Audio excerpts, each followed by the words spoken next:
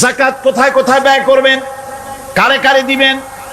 আল্লাহ রাব্বুল আলামিন বলেন, ইন্নামাস সাদাকাতু লিল ফুকারাই ওয়াল মাসাকিন ওয়াল আমিলিনা আলাইহা ওয়াল মুআল্লাফাতি কুলুবুহুম ওয়া ফির রিকাব والغارمين وفي سبيل الله وابن السبيل فريضة من الله والله عليم حكيم।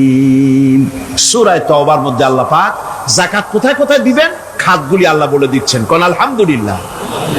যেখানে সেখানে যাকাত দেওয়া যাবে না। যাকাতের জন্য খাত হচ্ছে 8টা। যাকাতের জন্য খাত কয়টা? 8টা। 8টি খাতে আপনার যাকাতের টাকা আপনি ব্যবহার করবেন, ব্যয় করবেন। প্রথম দিবেন ফকিরদেরকে। প্রথম দিবেন কাদেরকে? ফকির। ফকির কারা? ফকির হচ্ছে নিজের জীবন জীবিকায় অন্যের মুখাপেক্ষী। তারপরে শিশু, এতিম, বিধবা, জীবন চালানো খুবই কষ্টকর, অভাবগ্রস্ত লোক, এরা হচ্ছে ফকির। আর মিসকিন হচ্ছে যারা নিজেদের প্রয়োজন উপযোগী অর্থ উপার্জন করার সামর্থ্য নাই, আর মানুষের কাছে আত্মমর্যাদার কারণে হাত পাততেও পারে না। এক কথায় এক গরিব ভদ্রলোক। আল্লাহ কোরআন শরীফে বলেছেন যে এদের চেহারা দেখে বুঝো জ্বর পেটে খাবার নাই, অথবা সে অসুবিধায় আছে। চেহারা দেখে বুঝে তাকে সাহায্য করো। সে এমন শরীফ মানুষ আছে না, আমাদের সমাজে লোক এরকম আছে না? আছে কিনা? ঘরের মধ্যে 3 দিনও রান্না হয় নাই, কিন্তু দাড়ি টাড়ি সুন্দর করে আশ্রায়া জামাটা পরিপাটি করে গায়ে দিয়ে বেরোচ্ছে, কারোর কাছে হাত পাতে না। তার সরাপাতে, তার ভদ্রতায় বাঁধে। ওনার সরাপথে বেঁধেছে, উনি চাবেন না কারো কাছে, কিন্তু উনাকে যিনি সৃষ্টি করেছেন সে আল্লাহ রাব্বুল আলামিন শোনায় দিচ্ছেন, বান্দারা আমার ওই গরিব ভদ্রলোককে খাবার দাও। ওরা হচ্ছে মিসকিন। এরপরে আমিলিন, 3 নম্বরে আমিলিন, অর্থাৎ যারা যাকাত সরকারিভাবে যাকাত যারা আদায় করে, সেই আদায়কারীদেরকে এই যাকাতের টাকা দিয়ে তাদের সম্মানী দিতে বলা হয়েছে। ইসলামী গভর্নমেন্ট আসলে যাকাত তো আর আপনার খুশি মতো থাকবে না, যাকাত দিতে আপনি বাধ্য হবেন। যাকাত দিতে আপনি বাধ্য হবেন। যাকাত আদায় করবে গভর্নমেন্ট। কে আদায় করবে? গভর্নমেন্ট আদায় করবে, আর গভর্নমেন্ট ডিস্ট্রিবিউট করবে। ওয়াল মুআল্লাফাতিল কুলুব, মনতুষ্টির জন্য, যাদের মন জয় করতে হবে, এই ধরনের লোকদেরকে। ওয়ার রিকাব, আর গলদেশের মুক্তিদানের জন্য। ওয়াল গারিমিন, আর ঋণগ্রস্ত ব্যক্তি।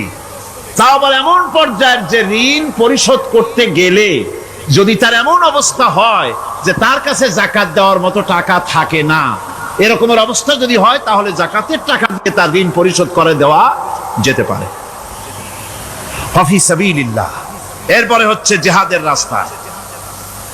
জিহাদের রাস্তা মানে জিহাদ যখন শুরু হবে, সেই জিহাদের ময়দানে আপনি বন্দুক রাইফেল কিনে দেওয়ার সাহায্য করবেন, সেটা নয়। কিন্তু শুধু এটাকেই বোঝানো হয় নাই। ফি সাবিলিল্লাহ বলতে বোঝানো হয়েছে আল্লাহর রাস্তায় সংগ্রামরত সব ব্যাপারে আপনি সাহায্য করবেন। ইসলামী আন্দোলনের জন্য করবেন, যারা ইসলামের জন্য বইপত্র লেখে তাদের জন্য করবেন, যদি পয়সায় কুলাতে না পারে সেখানে সাহায্য করবেন। ইসলামী আন্দোলনকে বিজয় করার জন্য সাহায্য করবেন। এক কথায় আল্লাহর রাস্তা বলতে যা বুঝায় এগুলিকে দিবেন। ইবনে সাবিল, এরপরে পথিক মুসাফির। পথিক মুসাফির সে যদি বাড়িতে ধনী থাকে, ঢাকায় ধনী, কিন্তু চট্টগ্রামে এসে সর্বহারা হয়ে গেছে, টাকা পয়সা সব লুটপাট হয়ে গেছে, এখন বাড়ি ফেরার উপায় নাই, যাকাতের টাকা দিয়ে তাকে সাহায্য করা যেতে পারে। এই 8টি খাতে এভাবে যাকাত দেওয়ার জন্য আল্লাহ খাত সৃষ্টি করেছেন। কয়টা খাত হলো? 8টা খাত। কোরআনে কারীমের 3টি আয়াতে যাকাতের কথা এভাবে বলা হয়েছে। ইয়া আইয়ুহাল্লাযীনা আমানু আনফিকু মিন তাইয়্যিবাতি মা কাসাবতুম ওয়া মিম্মা আখরাজনা লাকুম মিনাল আরদ। হে ইমানদার লোকেরা, তোমরা যেসব পবিত্র অর্থ সম্পদ উপার্জন করো সেগুলি, এবং আমি জমিন থেকে তোমাদের যে ফসল দান করি, ফসল উৎপাদন করে দেই, তার থেকে তোমরা আল্লাহর পথে খরচ করো। এগুলো 1 নম্বর আয়াত। 2 নম্বর, প্রথম আয়াত বলা হয়েছে সূরা বাকারায়, আর সূরা আনআমে বলা হচ্ছে কুলু মিন সামারিহি ইযা আসমারা ওয়া আতু হাক্কাহু ইয়াওমা হাসাদিহি। তার উৎপাদিত ফল ফসল তোমরা খাও, আর ফসলের একটি অংশ ফসল কাটার দিনেই আল্লাহর হকটা, আল্লাহর অধিকারটা আদায় করে দাও। যেদিন তোমরা ফসল কাটবে সেদিনই অধিকারটা আদায় করে দাও।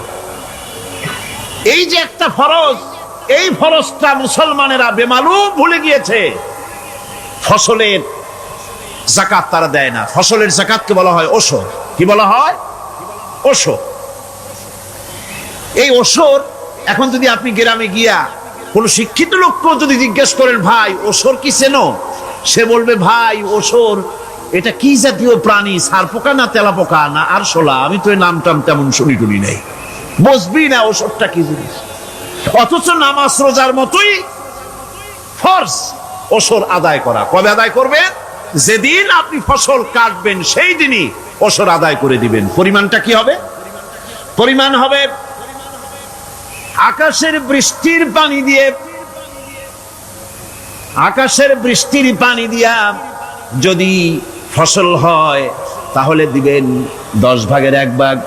10 মণ যদি ধান হয়, গম হয়, ডাল হয়, 1 মণ আল্লাহর অধিকার আদায় করে দিবেন। অধিকারটা কার? আল্লাহ কি করবে দিয়ে?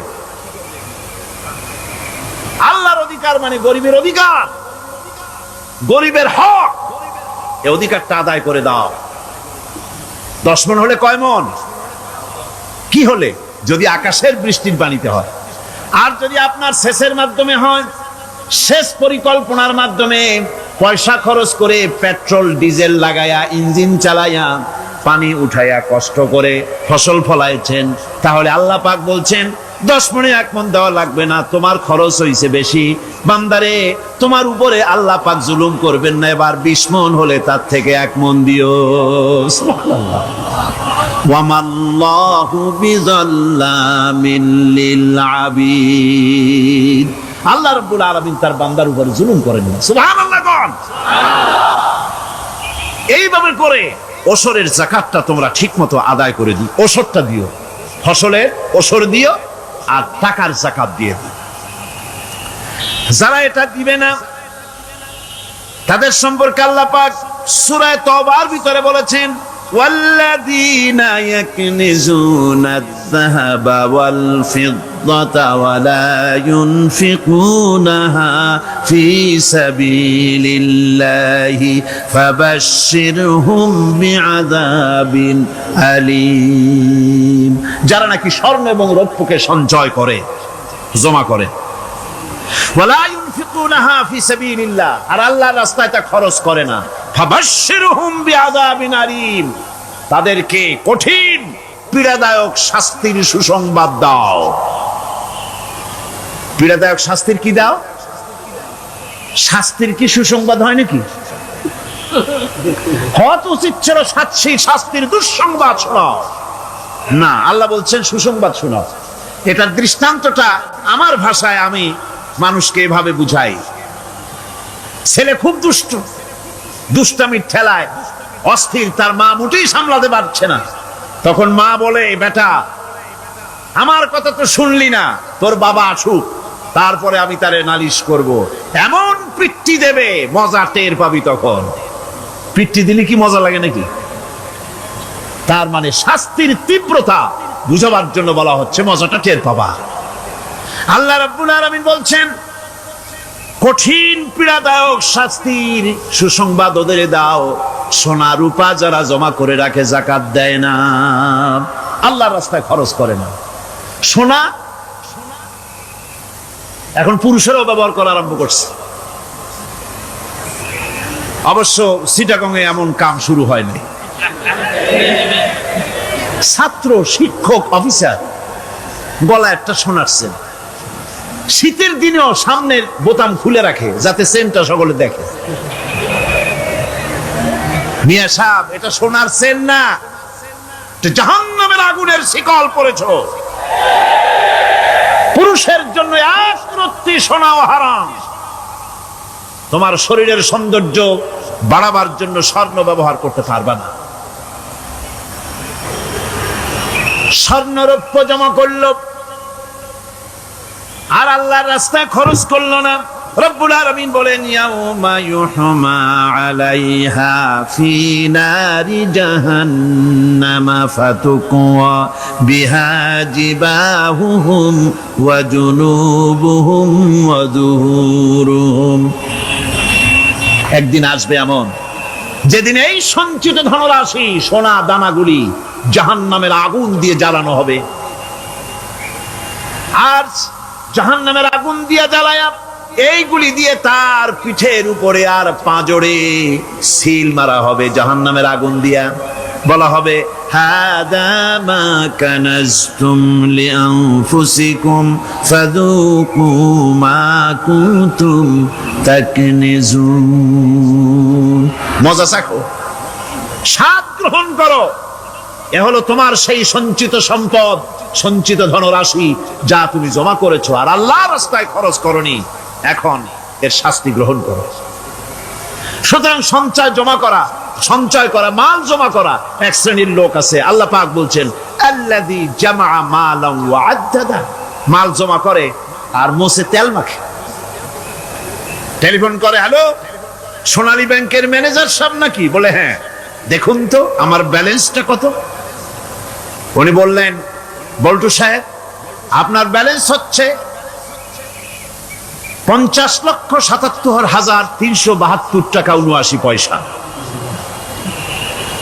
তখন মোজ ঘষে, আতর লাগায়, তেল মাখে আর মনে মনে আনন্দ হয়, আরো কিছু জমা করতে পারলেই তো কঠিন কোটায় পৌঁছে যাব। আল্লাযী জামা মালান ওয়া আদ্দাদা। মাল জমা করে আর গুনতে থাকে, আল্লাহর রাস্তায় খরচ করে না। আল্লাহ রাব্বুল আলামিন বলছেন, খুয মিন আমওয়ালিহিম সাদাকাতান তুতাহহিরুহুম ওয়া তুযাক্কিহিম বিহা। তাদের অর্থ সম্পদ থেকে যাকাত উসুল করে তাদেরকে পবিত্র করে দাও। যাকাত আদায় করার মানেই হলো তার সম্পদগুলি পাক হয়ে গেল। কোন আলহামদুলিল্লাহ, সম্পদ পাক হয়ে গেল, পবিত্র হয়ে গেল। আর যেই সম্পদের যাকাত দেওয়া হয় না, আল্লাহর রাস্তায় খরচ করা হয় না, তা সম্পূর্ণরূপে অপবিত্র, নাপাক। কি পরিমাণ সম্পদের নিসাবটা কেমন হবে? নিসাব হবে 52.5 তোলা রৌপ্য যদি আপনার কাছে থাকে, আপনি বাজার দর হিসাবে যাকাত দিবেন। স্বর্ণ 7.5 তোলা পর্যন্ত যদি হয়ে যায়, তাহলে অবশ্যই বাজার দর হিসাবে প্রতি বছর তার যাকাত দিবেন। ছাগল যদি 40টা থাকে, যাকাত দিবেন। গরু যদি 30টা থাকে, তাহলে যাকাত দিবেন। যাকাতের মাসলাটা খুবই কঠিন। যেখানে সেখানে গিয়ে জিজ্ঞেস করে এর জবাব পাওয়া সুকঠিন হয়ে যাবে। এই জন্য মাল পবিত্র করার জন্য, জাহান্নামের কঠিন শাস্তি থেকে বাঁচার জন্য আমি আপনাদেরকে উপদেশ দেব, সাজেশন করব, পরামর্শ দেব একটা বই পড়ার জন্য। বইটা লেখক হচ্ছেন আল্লামা ইউসুফ আল কারজাবী। বর্তমান আসরে, এই বর্তমান বিশ্বের একজন সাহসী মুফাক্কির ইসলাম, কাতার ইউনিভার্সিটির শরিয়া ফ্যাকাল্টির ডিন। তার লেখা ফিকহুজ যাকাত, বিশাল এই আরবি গ্রন্থের অনুবাদ করেছেন অনুবাদ রাজ্যের রাজা। এদেশে ইসলামী আন্দোলনের, এই ভূখণ্ডের পুরোধা ইসলামী আন্দোলনের বর্তমান সব নেতাদের ওস্তাদ আল্লামা হযরত মাওলানা আব্দুর রহিম সাহেব রাহিমাহুল্লাহ। আল্লাহ তাকে জান্নাতুল ফেরদাউসের মেহমান বানায় নিক। জোরে কোন আমিন। তিনি এটার অনুবাদ করেছেন ইসলামে যাকাতের বিধান। ইসলামে নামটা মনে হাত দিয়া দান করবে, পকেটে হাত দিয়ে হাত আর বাইর করে না। কারণ কি? খুঁজে দেখে যে 10 পাই না 4 আনা, কম পয়সাটা দেবে, ভালোটা দেবে না। টাকা বের করে ওর মধ্যে ময়লা পচা গন্ধ লাগে, ওইটা দান করবে, আর টাটকা টাকাটা পকেটে রেখে দেবে। এই স্বভাব আমাদের আছে কিনা? আছে কিনা? আরে বাবা, টাকা কি আপনি পকেটে রাখতে পারবেন? ওটা দেওয়া লাগবে না, এরে দেন তারে দেন, কাউকে তো দেবেনি। আমাদের এই বদভ্যাস আল্লাহ আমাদেরকে মাফ করুন, কোন আমিন বলেন। আমিন। দান করার সময় বেছে বেছে খারাপটা দিও না, ছেঁড়া কাপড়টা দিও না, অখাদ্য কুখাদ্য দান করো না। বিয়ার মজলিস, বিবাহে অনেক লোক দাওয়াত দিয়েছে, বেশি করে রান্না করছে, কম যদি হয়ে যায় বড় মিয়ার ইজ্জত নষ্ট হয়ে যাবে।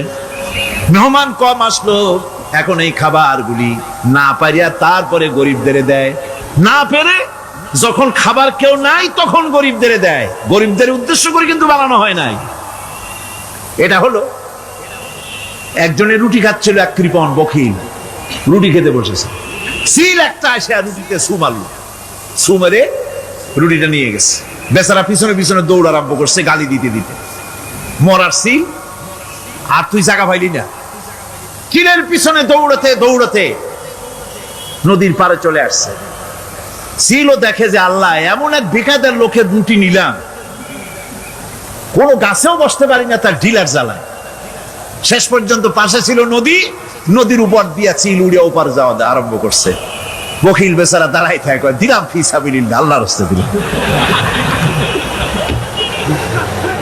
এর তো কোনো মানে নাই।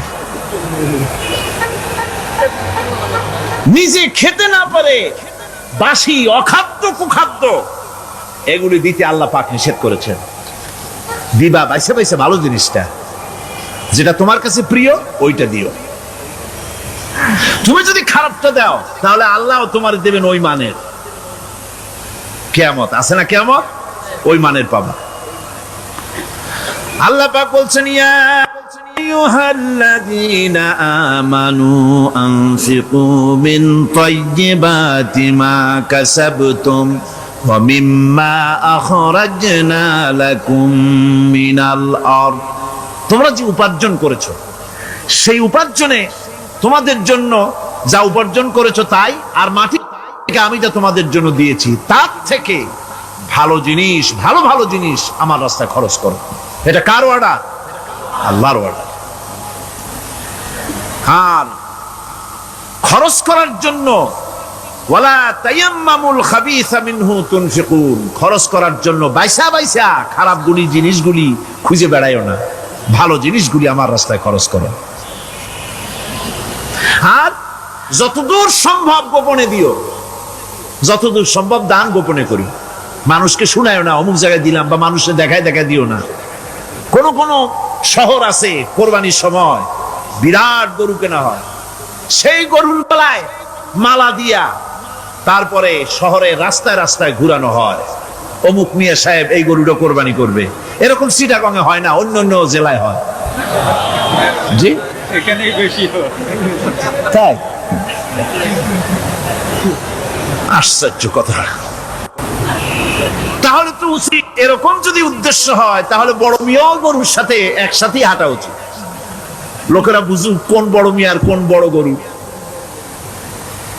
আপনি এটা করলেন কি জন্যে? এই কাজটা তো নিন্দনীয় কাজ। আর প্রতিযোগিতামূলক কোরবানি করা, প্রতিযোগিতামূলক 35,000 টাকার গরু কোরবানি করা হলো, মানে নাই।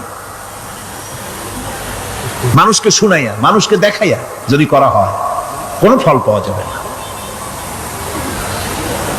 আমার বন্ধুগণ, আল্লাহ রাব্বুল আলামিন বলছেন, মানুষকে দেখাবার জন্য দান সদকা করো না। ইন তুবদুস সাদাকাতি ফানি'ম্মা হিয়া ওয়া ইন তুখফুহা ওয়া তু'তুহাল ফুকারা ফাহুয়া খায়রুল লাকুম ওয়া ইউকাফিরু আনকুম মিন সাইয়্যাতিকুম। প্রকাশ্যভাবে খরচ করলে তা ভালো। আল্লাহ পাক বলছেন প্রকাশ্যভাবে খরচ করলে তা ভালো, কিন্তু গোপনে দান করা সবচেয়ে উত্তম। তবে প্রকাশ্যে দান করতে গিয়ে যদি এটা এই জন্য হয় যে আমি দিলে পরে আরো একজন উৎসাহিত হয়ে যাবে, সমাজ কল্যাণ পরিষদের এত বড় বিশাল মাহফিল, 16 লক্ষ টাকা খরচ হবে, দিলাম আমি 1 লাখ টাকা, এটা শুনাইয়া বলার পর আমার কথা শুনিয়া আরো যাদের টাকা আছে তারা হয়তো 2 লাখ দেবে, এই চিন্তা করে যদি তারগিবের জন্য, উৎসাহ প্রদানের জন্য, ইন্সপিরেশনের জন্য যদি হয়, এই নিয়ত হলে ক্ষতি নেই। কিন্তু সর্বাবস্থায় দানটা গোপন হয় ভালো। আল্লাহ পাক বলেন, গোপনে যদি তুমি দান করো তাহলে আমি রব্বুল আলামিন ওই গোপন দানের বিনিময় তোমার সমস্ত গোপনীয় গুনাহগুলি আমি রব্বুল আলামিন মাফ করে দেব। তোমার গোপন গুনাহগুলি মাফ করে দেব। 5 নম্বরে হচ্ছে নির্বোধ আর অজ্ঞ লোকদেরকে প্রয়োজনের অতিরিক্ত টাকা দিবা না। দেখেন ইসলামের কি সুন্দর বিধান। বোকা, নির্বোধ, অজ্ঞ আছে না সমাজে? তুমি মহব্বতে, আল্লাহর মহব্বতে ওর লাগে 500 টাকা দিয়ে দিলা 5000 টাকা, এ তো সর্বনাশ করে ফেলাবে, সে তো খারাপ টাকায় তা ব্যয় করবে। এই জন্য অজ্ঞ লোকদেরকে, নির্বোধ লোকদেরকে প্রয়োজনের অতিরিক্ত দিতে আল্লাহ নিষেধ করেছেন। তবে আল্লাহর ইচ্ছা হচ্ছে এই যে যত বড় পাপী হোক আর যত বড় খোদাদ্রোহী হোক না কেন, প্রত্যেকের খাওয়া, পড়া, শিক্ষা, চিকিৎসা গ্যারান্টি দিতে হবে। সুবহানাল্লাহ। কোন এর নাম তো আল্লাহ, এর নাম কি? আল্লাহ পাক, যার ভেতরে কোনো কার্পণ্যতা নাই। আল্লাহরে মানলেও আল্লাহ খাইতে দেন, না মানলেও দেন, সকলকেই দেন সমভাবে।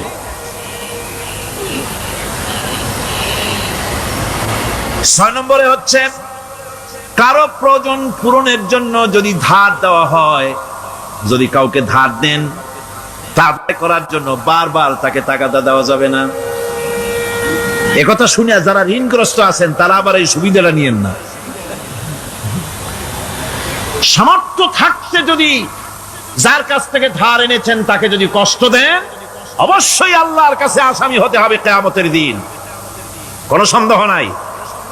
আর যে ব্যক্তি ধার দিয়েছেন তিনি যদি বুঝতে পারেন যে এই লোকটি আসলেই নিয়ত ভালো কিন্তু দিতে পারতেছে না, তাহলে এমন লোককে বারবার তাগাদা দিতে আল্লাহ নিষেধ করেছেন। তাকে শরম দিও না, তাকে সময় দাও।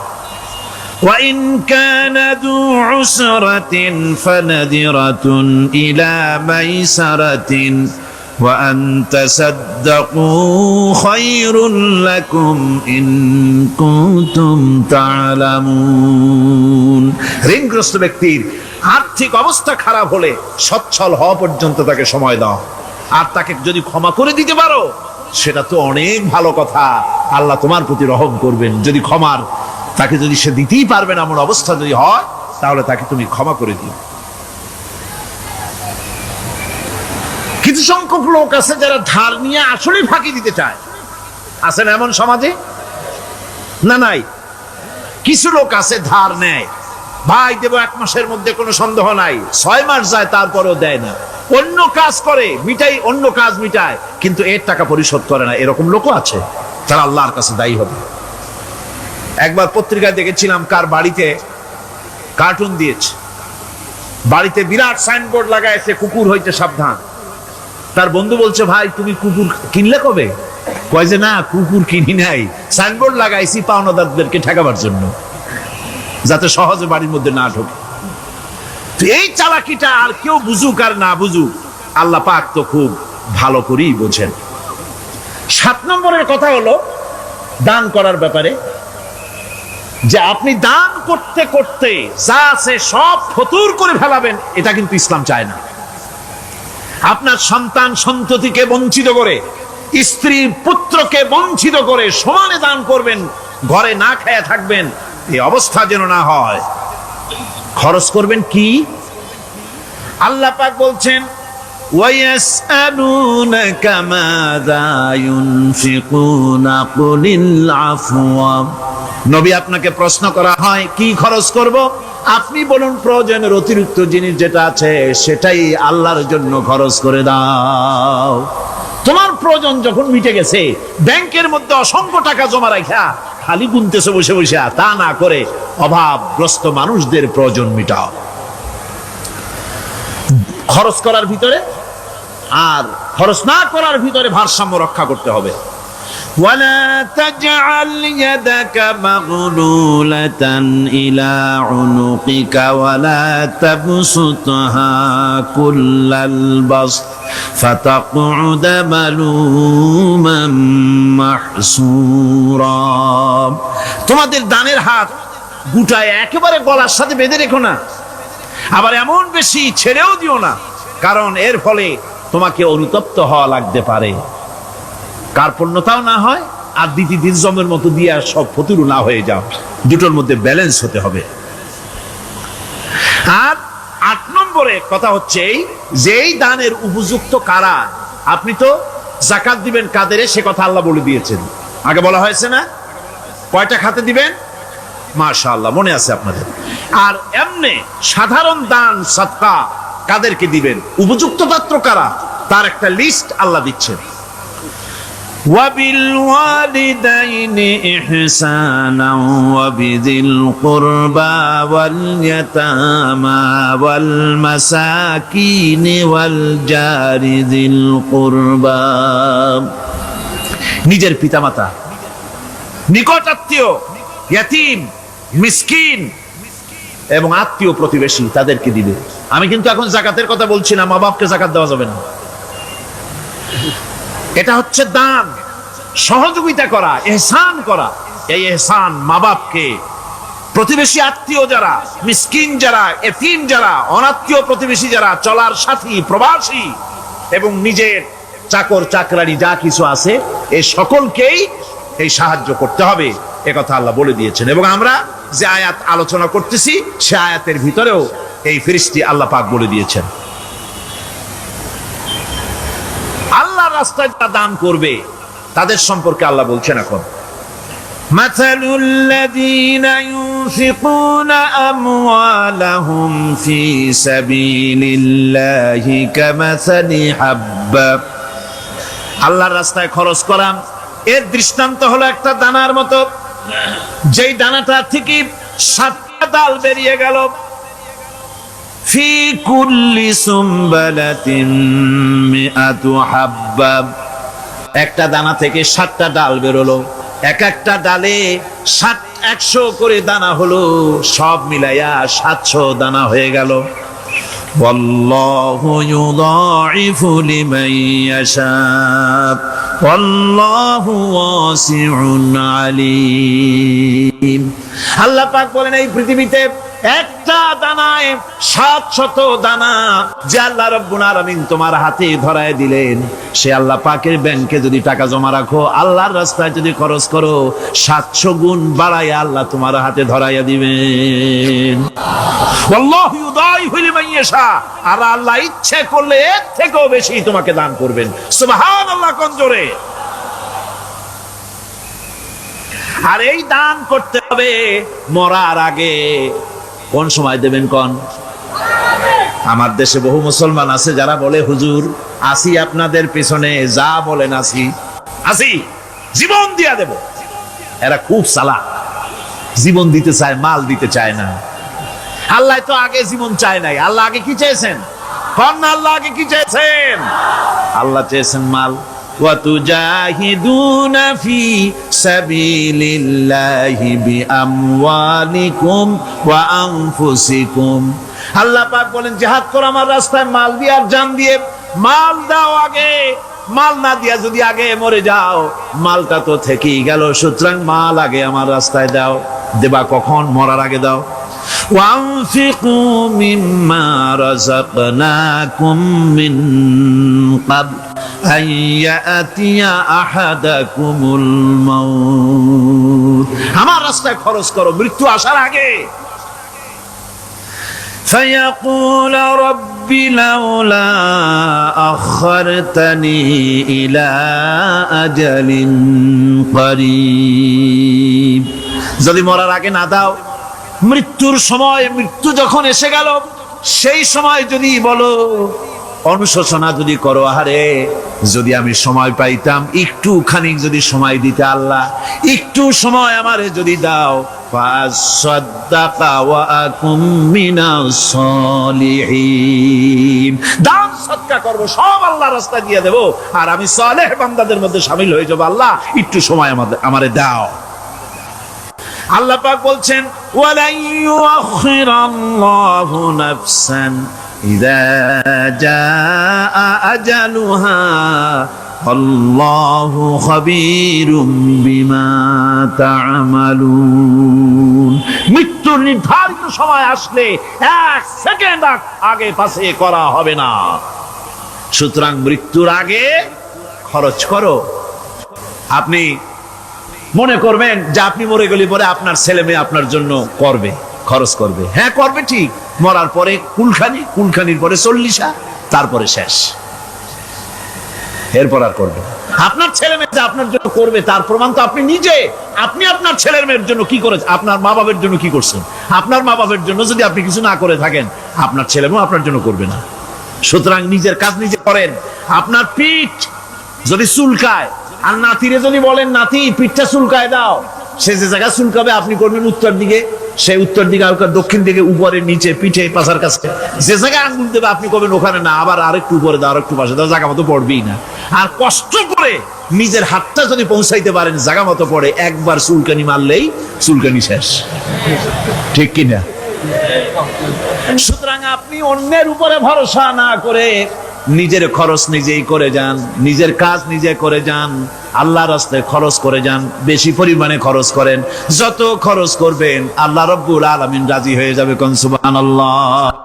ভিত্তিক অর্থ ব্যবস্থা কায়েম করে, আর অনৈসলামিক সরকার সুদ ভিত্তিক অর্থ ব্যবস্থা কায়েম করে। যাকাত আর সুদের মধ্যে পার্থক্য কি? যাকাত হচ্ছে, এক কথায় বুঝাই, ব্যাখ্যা দেব না, এক কথায় বুঝাবো। যাকাত হচ্ছে ধনীদের কাছ থেকে নেও, গরিবদেরকে দাও। আবার শুনুন, যাকাত হচ্ছে ধনীদের কাছ থেকে নাও, গরিবদেরকে দাও। আর সুদ হচ্ছে গরিবদের কাছ থেকে নাও, ধনীদেরকে দাও। টাকায় টাকা টানে। একজনে শুনছিল টাকায় টাকা টানে, সে মনে করলো কেমনে টাকায় টাকা টানে।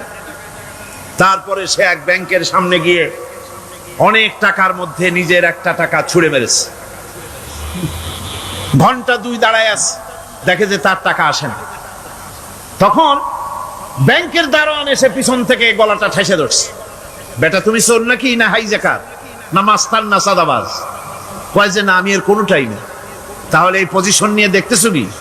কয় যে আমি শুনছিলাম টাকায় টাকা টানে, সেজন্য আমার পকেটে একটা টাকা ছিল, ওই যে কেশিয়ার টাকাগুলি গুনতেছে ওইখানে মারলাম, দেখিনি টাকা, আমার টাকায় কিছু টাকা টাইনে আনে। এতক্ষণ দাঁড়ানো, আমার টাকা তো টানলই না, আমার যে একটা টাকা তাও আসে না। দারোয়ান বলছে, বেটা তুমি ঠিকই শুনেছো, টাকায় টাকা ঠিকই টানে, ওই অনেকগুলা টাকা তোমার একটা টাকারে এমন ভাবে টাইনিয়া ধরছে, বাইরে আবার উপায় নাই। সুদভিত্তিক অর্থ ব্যবস্থায় গরিবরা এভাবে শোষিত হয়। শোষিত হয় কারা? গরিবরা। সিনেমা কারা বানায়? ধনীরা। শোষিত হয় কারা? গরিবরা। লক্ষ্য করেন, তাকান, আল্লাহর কথা কত বাস্তব। ধনীরা সিনেমা বানায়, শোষিত হচ্ছে গরিবেরা। রিক্সা চালায়, ঠেলা গাড়ি চালায়, মাথার ঘাম পায়ে ফেলেছে, পরিশ্রান্ত হয়েছে, বিকাল বেলায় সেই টাকা নিয়ে যাচ্ছে বাজার করতে। সিনেমা হলের সামনে যায় দেখে সর্বনাশ, যুবক একটা যুবতীর জড়ায় ধরছে 2 হাত দিয়া, নিচে লেখা কি যে প্রেম আর কত যে জ্বালা। বেচারা গরিব মানুষ মাথা গরম হয়ে গেছে এটা দেখিয়া, যে বাইরে যদি এত জ্বালা, ভিতরে না জানি কত মজা। যে টাকা দিয়ে চাউল কিনতো, সেই টাকা দিয়া টিকিট কিনে সিনেমায় ঢুকলো। এর মাথা ঘামানো পয়সাগুলি পাইলো কে? বড় লোকই পেল। বড় লোকেরা ব্যাংকে টাকা রাখে, গরিব মানুষেরা ব্যাংক থেকে টাকা লোন নেয়। কৃষি লোন নিল, গরু কিনলো, বীজ কিনলো, সার কিনলো। আকাশ থেকে বৃষ্টি হলো না, অনাবৃষ্টি, অতিবৃষ্টি, খরার কারণে ফসল হলো না। ব্যাংক কি তার লোন মাফ করবে? তার সুদ মাফ করবে? শেষ পর্যন্ত গরুটা বেচা, মায়ের হাতের, বউ হাতের শেষ চুরি গাছা বিক্রি করে লোন পরিশোধ করলো। বড় লোকের টাকা ওখানে ছিল, ওই টাকায় আরো টাকা গিয়ে জমলো, আর গরিব ফতুর হয়ে গেল। এই জন্য আল্লাহ পাক বলেছেন সুদ হচ্ছে ওয়াহাল্লাল্লাহুল বায়া ওয়া হাররামা রিবা। আল্লাহ পাক ব্যবসাকে করেছে হালাল, সুদকে করেছেন হারাম। এই সুদের মধ্যে 70টি গুনাহ, তার ছোট্ট গুনাহ হলো নিজের মায়ের সাথে জিনা করা। জোরে কোন নাউজুবিল্লাহ। মায়ের সাথে জিনা করার চাইতেও নিকৃষ্ট, এটা হলো ছোট গুনাহ। টের পাইছেন? এটি হলো ছোট গুনাহ। তাহলে বড় গুনাহ কি? বড় গুনাহ হচ্ছে আল্লাহ আর তার রাসূলের সাথে যুদ্ধ করা। নাউজুবিল্লাহ পড়ে। সুতরাং এই সুদ ভিত্তিক অর্থ ব্যবস্থার, এই সুদ ভিত্তিক অর্থ ব্যবস্থাকে নির্মূল করে দিয়ে ইসলাম যাকাত ভিত্তিক অর্থ ব্যবস্থা কায়েম করেছিল, যার ফলে মানুষ খেয়ে পরে সুখে শান্তিতে বসবাস করেছে। চুরি নাই, ডাকাতি নাই, জেনা নাই, ব্যভিচার নাই, হত্যা নাই, ধর্ষণ নাই। এমন এক সময় এসেছিল কোরআনে কারিমের বরকতে, যাকাত ভিত্তিক অর্থনীতির বরকতে এমন এক সময় এসেছিল ময়দানে ঢোল পিটানো হতো বাজারে বাজারে, যাকাত কে নেবে, যাকাত কে নেবে, যাকাত কে নেবে। একজন মানুষও খুঁজে পাওয়া যায় নাই যে বলবে যাকাত আমার দরকার। গল্প করলাম? এটা কি গল্প? এটা বাস্তব। হযরত ওমর বিন আব্দুল আজিজ রাহমাতুল্লাহ আলাইহির জামানায় সাদকার টাকা নিয়ে 3টি দিন একজন ঘুরেছেন গ্রামে গ্রামে, ময়দানে ময়দানে। একটা গরিব খুঁজতেছেন সদকার টাকা দেবে, গরিব খুঁজে পাওয়া যায় না। ক্লান্ত শ্রান্ত হয়ে মরুদ্যানের ভিতরে আরাম করতেছেন, এমন সেখানে আর একটা লোক আসছে, ধুলা মলিন বড় একটা বস্কা তার সাথে। এই লোকটি তার কাছে গিয়ে বলছে, ভাই আল্লাহ আপনারে আমারে মিলাই দিছে, 3 দিন পর্যন্ত ঘুরেছি কিছু সদকার টাকা নিয়া, এত বড় দেশের এত জায়গা ঘুরলাম, একটা গরিব পাই নাই যে তারে দেব, আল্লাহ আপনারে মিলাই দিছে, নেন এই টাকাগুলা। কয় যে তোমার মাথা খারাপ না স্কুল উঠিলা? তুমি কি মনে করছো আমার এই বস্কার মধ্যে ছেঁড়া খাতা? তোমার টুপলায় যে টাকা আছে আমার বস্তায় তার থেকে অনেক বেশি টাকা আছে। তুমি ঘুরতেছো 3 দিন, আমি ঘুরতেছি সপ্তাহকাল, একটা ভিক্ষুক পাই নাই। এটা কিসের বরকতে? ইসলামী অর্থনীতির বরকতে। যখন কিসের বরকতে? কপাল পোড়া জাতি, কপাল পোড়া জাতি। সেই বরকতপূর্ণ সমাজ ব্যবস্থার দিকে না গিয়ে কোন নেতা কোন নেত্রী কি কইল সেদিকে দৌড়ায়, সেদিকেই দৌড়ায় পাগলের মতো। হেমিলেনের বংশীবাদক বাঁশি বাজায় চললো, আর ইঁদুর বাঁদর সব পিছনে ছুটলো।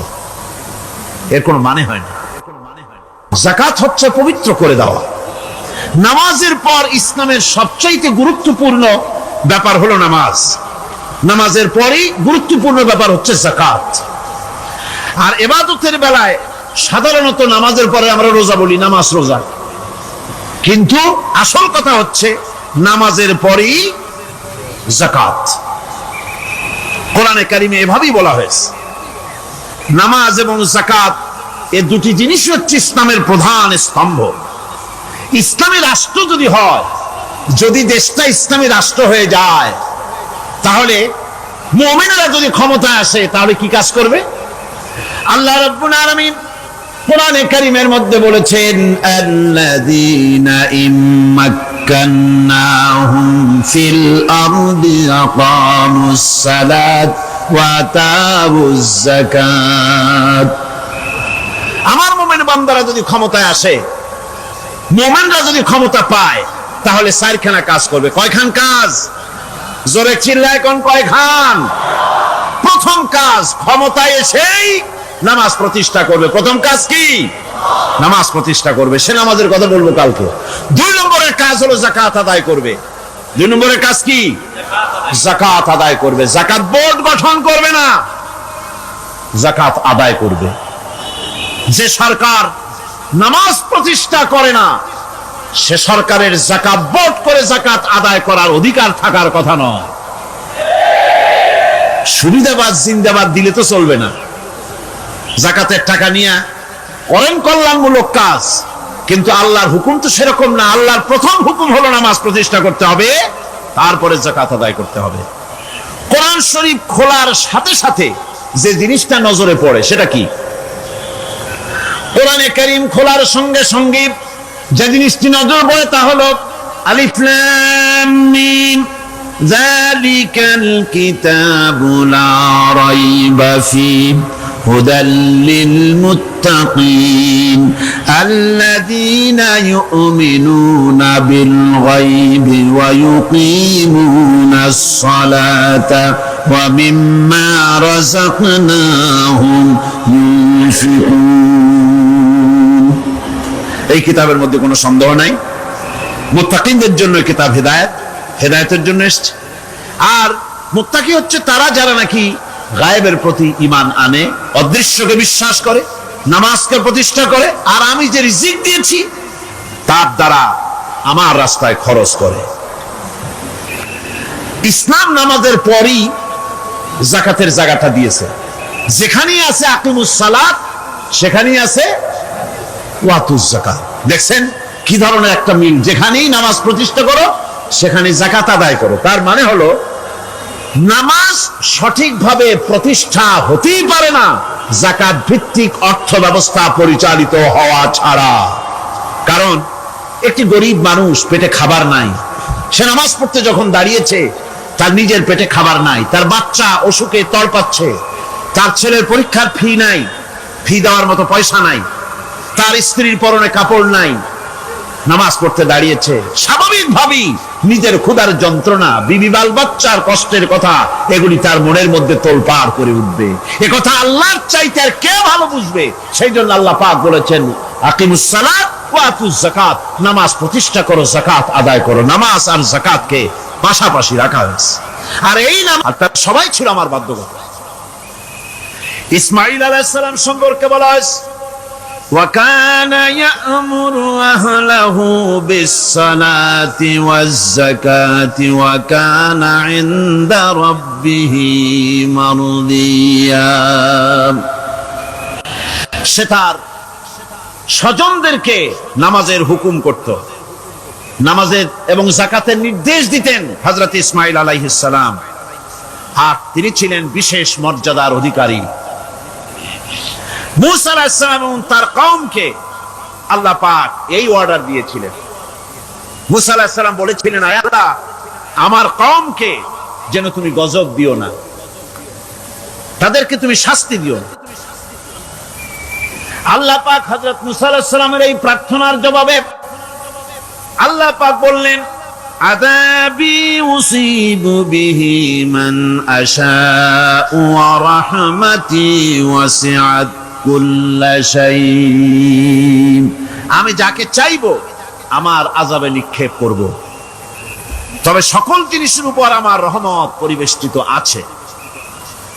তবে হ্যাঁ, ফাসাকতুবুহা লিল্লাযীনা ইয়াত্তাকুনা ওয়া ইউতুনাজ যাকাতা ওয়াল্লাযীনা হুম বিআয়াতিনা ইউমিনুন। আমি এই রহমত কেবলমাত্র তাদের জন্য লিখে রাখবো যারা নাকি নামাজ প্রতিষ্ঠা করবে আর যারা যাকাত আদায় করবে, আমি তাদেরকে আমার গজব থেকে বাঁচায়া দেব। যাকাত যারা আদায় করবে আমি তাদেরকে আমার শাস্তি থেকে, গজব থেকে রক্ষা করব। রাসূল করিম সাল্লাল্লাহু আলাইহি ওয়াসাল্লামের পূর্বে শেষ নবী হচ্ছেন হযরত ঈসা আলাইহিস সালাম। তাকে আল্লাহ পাক এই অর্ডারই করেছেন।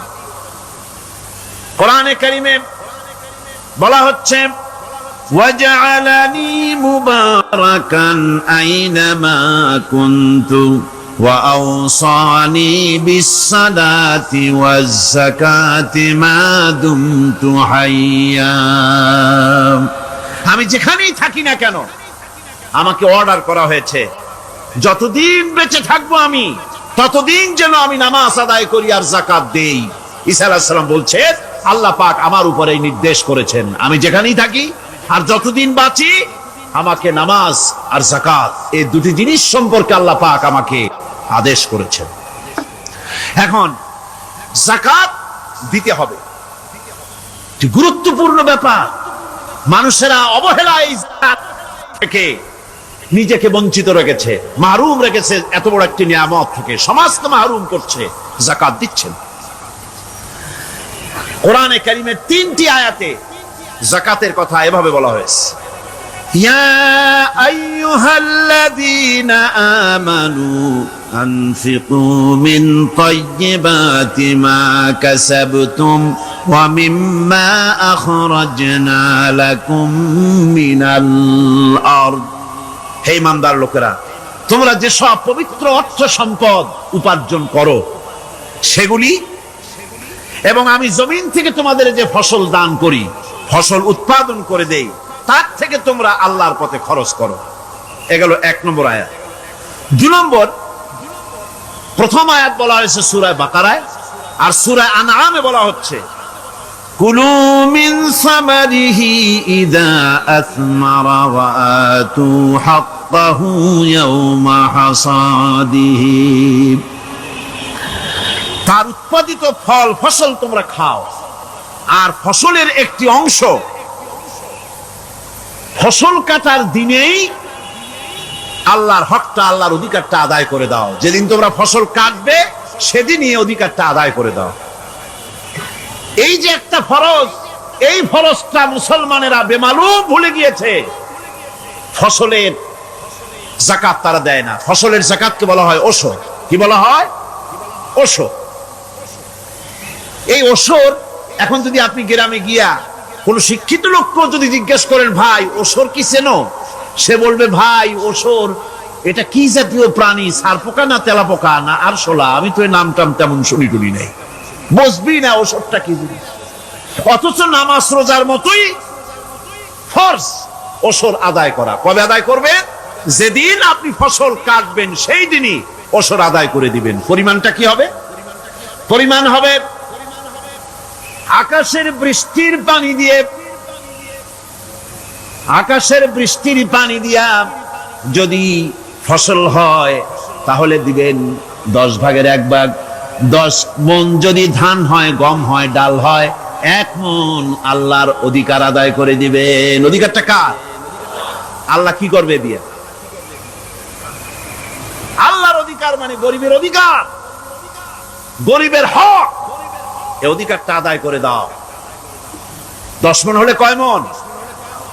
কি হলে? যদি আকাশের বৃষ্টির পানিতে হয়। আর যদি আপনার সেচের মাধ্যমে হয়, সেচ পরিকল্পনার মাধ্যমে পয়সা খরচ করে পেট্রোল ডিজেল লাগায়া, ইঞ্জিন চালায়া, পানি উঠাইয়া, কষ্ট করে ফসল ফলাইছেন, তাহলে আল্লাহ পাক বলছেন 10 মণে 1 মণ দেওয়া লাগবে না, তোমার খরচ হইছে বেশি। বান্দারে, তোমার উপরে আল্লাহ পাক জুলুম করবেন না, এবার 20 মণ হলে তার থেকে 1 মণ দিও। সুবহানাল্লাহ। ওয়ামাল্লাহু বিযাল্লামিন লিল আবিদ। আল্লাহ রাব্বুল আলামিন তার বান্দার উপরে জুলুম করেন না। সুবহানাল্লাহ। কোন এইভাবে করে ওশরের যাকাতটা তোমরা ঠিকমতো আদায় করে দিও। ওশরটা দিও, ফসলের ওশর দিও, আর টাকার যাকাত দিয়ে দিও। যারা এটা দিবে না তাদের সম্পর্কে আল্লাহ পাক সূরা তওবার ভিতরে বলেছেন, ওয়াল্লাযীনা ইয়াকনিজুনা আয-যাহাবা ওয়াল ফিদ্দাতা ওয়া লা ইউনফিকুনাহা ফি সাবিলিল্লাহি ফাবাশশিরহুম বিআযাবিন আলীম। যারা নাকি স্বর্ণ এবং রৌপ্যকে সঞ্চয় করে, জমা করে, ওয়ালা ইউনফিকুনাহা ফি সাবিলিল্লাহ, আর আল্লাহর রাস্তায় তা খরচ করে না, ফাবাশশিরহুম বিআযাবিন আলীম, তাদেরকে কঠিন পীড়াদায়ক শাস্তির সুসংবাদ দাও। পীড়াদায়ক শাস্তির কি দাও? শাস্তির কি সুসংবাদ হয় নাকি? হত উচিত ছিল শাস্তির দুঃসংবাদ শোনাও। না, আল্লাহ বলছেন সুসংবাদ শোনাও। এটার দৃষ্টান্তটা আমার ভাষায় আমি মানুষকে এভাবে বুঝাই। ছেলে খুব দুষ্ট, দুষ্টামির ঠেলায় অস্থির, তার মা মোটেই সামলাতে পারছে না। তখন মা বলে, বেটা আমার কথা তো শুনলি না, তোর বাবা আসুক, তারপরে আমি তারে নালিশ করব। এমন পিট্টি দেবে, মজা টের পাবি। তখন পিট্টি দিলে কি মজা লাগে নাকি? তার মানে শাস্তির তীব্রতা বুঝাবার জন্য বলা হচ্ছে, মজাটা টের পাবা। আল্লাহ রাব্বুল আলামিন বলছেন, কঠিন পীড়াদায়ক শাস্তির সুসংবাদ ওদের দাও, সোনা রূপা যারা জমা করে রাখে, যাকাত দেয় না, আল্লাহর রাস্তায় খরচ করে না। সোনা এখন পুরুষেরাও ব্যবহার করা আরম্ভ করছে। অবশ্য চিটাগং এ এমন কাম শুরু হয়নি। ছাত্র, শিক্ষক, অফিসার গলা একটা সোনার চেন, শীতের দিনেও সামনের বোতাম খুলে রাখে যাতে চেনটা সকলে দেখে। মিয়া সাহেব, এটা সোনার চেন না, এটা জাহান্নামের আগুনের শিকল পড়েছ। পুরুষের জন্য এক রত্তি সোনাও হারাম। তোমার শরীরের সৌন্দর্য বাড়াবার জন্য স্বর্ণ ব্যবহার করতে পারবা না। স্বর্ণ রৌপ্য জমা করলো আর আল্লাহর রাস্তায় খরচ করলো না।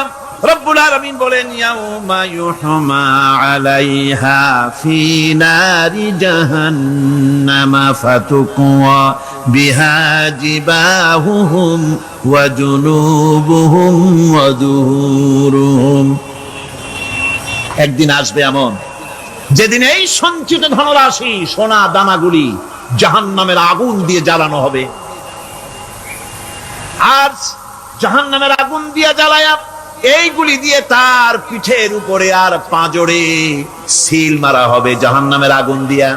বলা হবে, হাদা মা কানাজতুম লিআনফুসিকুম ফাযুকু মা কুনতুম তাকনিজুন।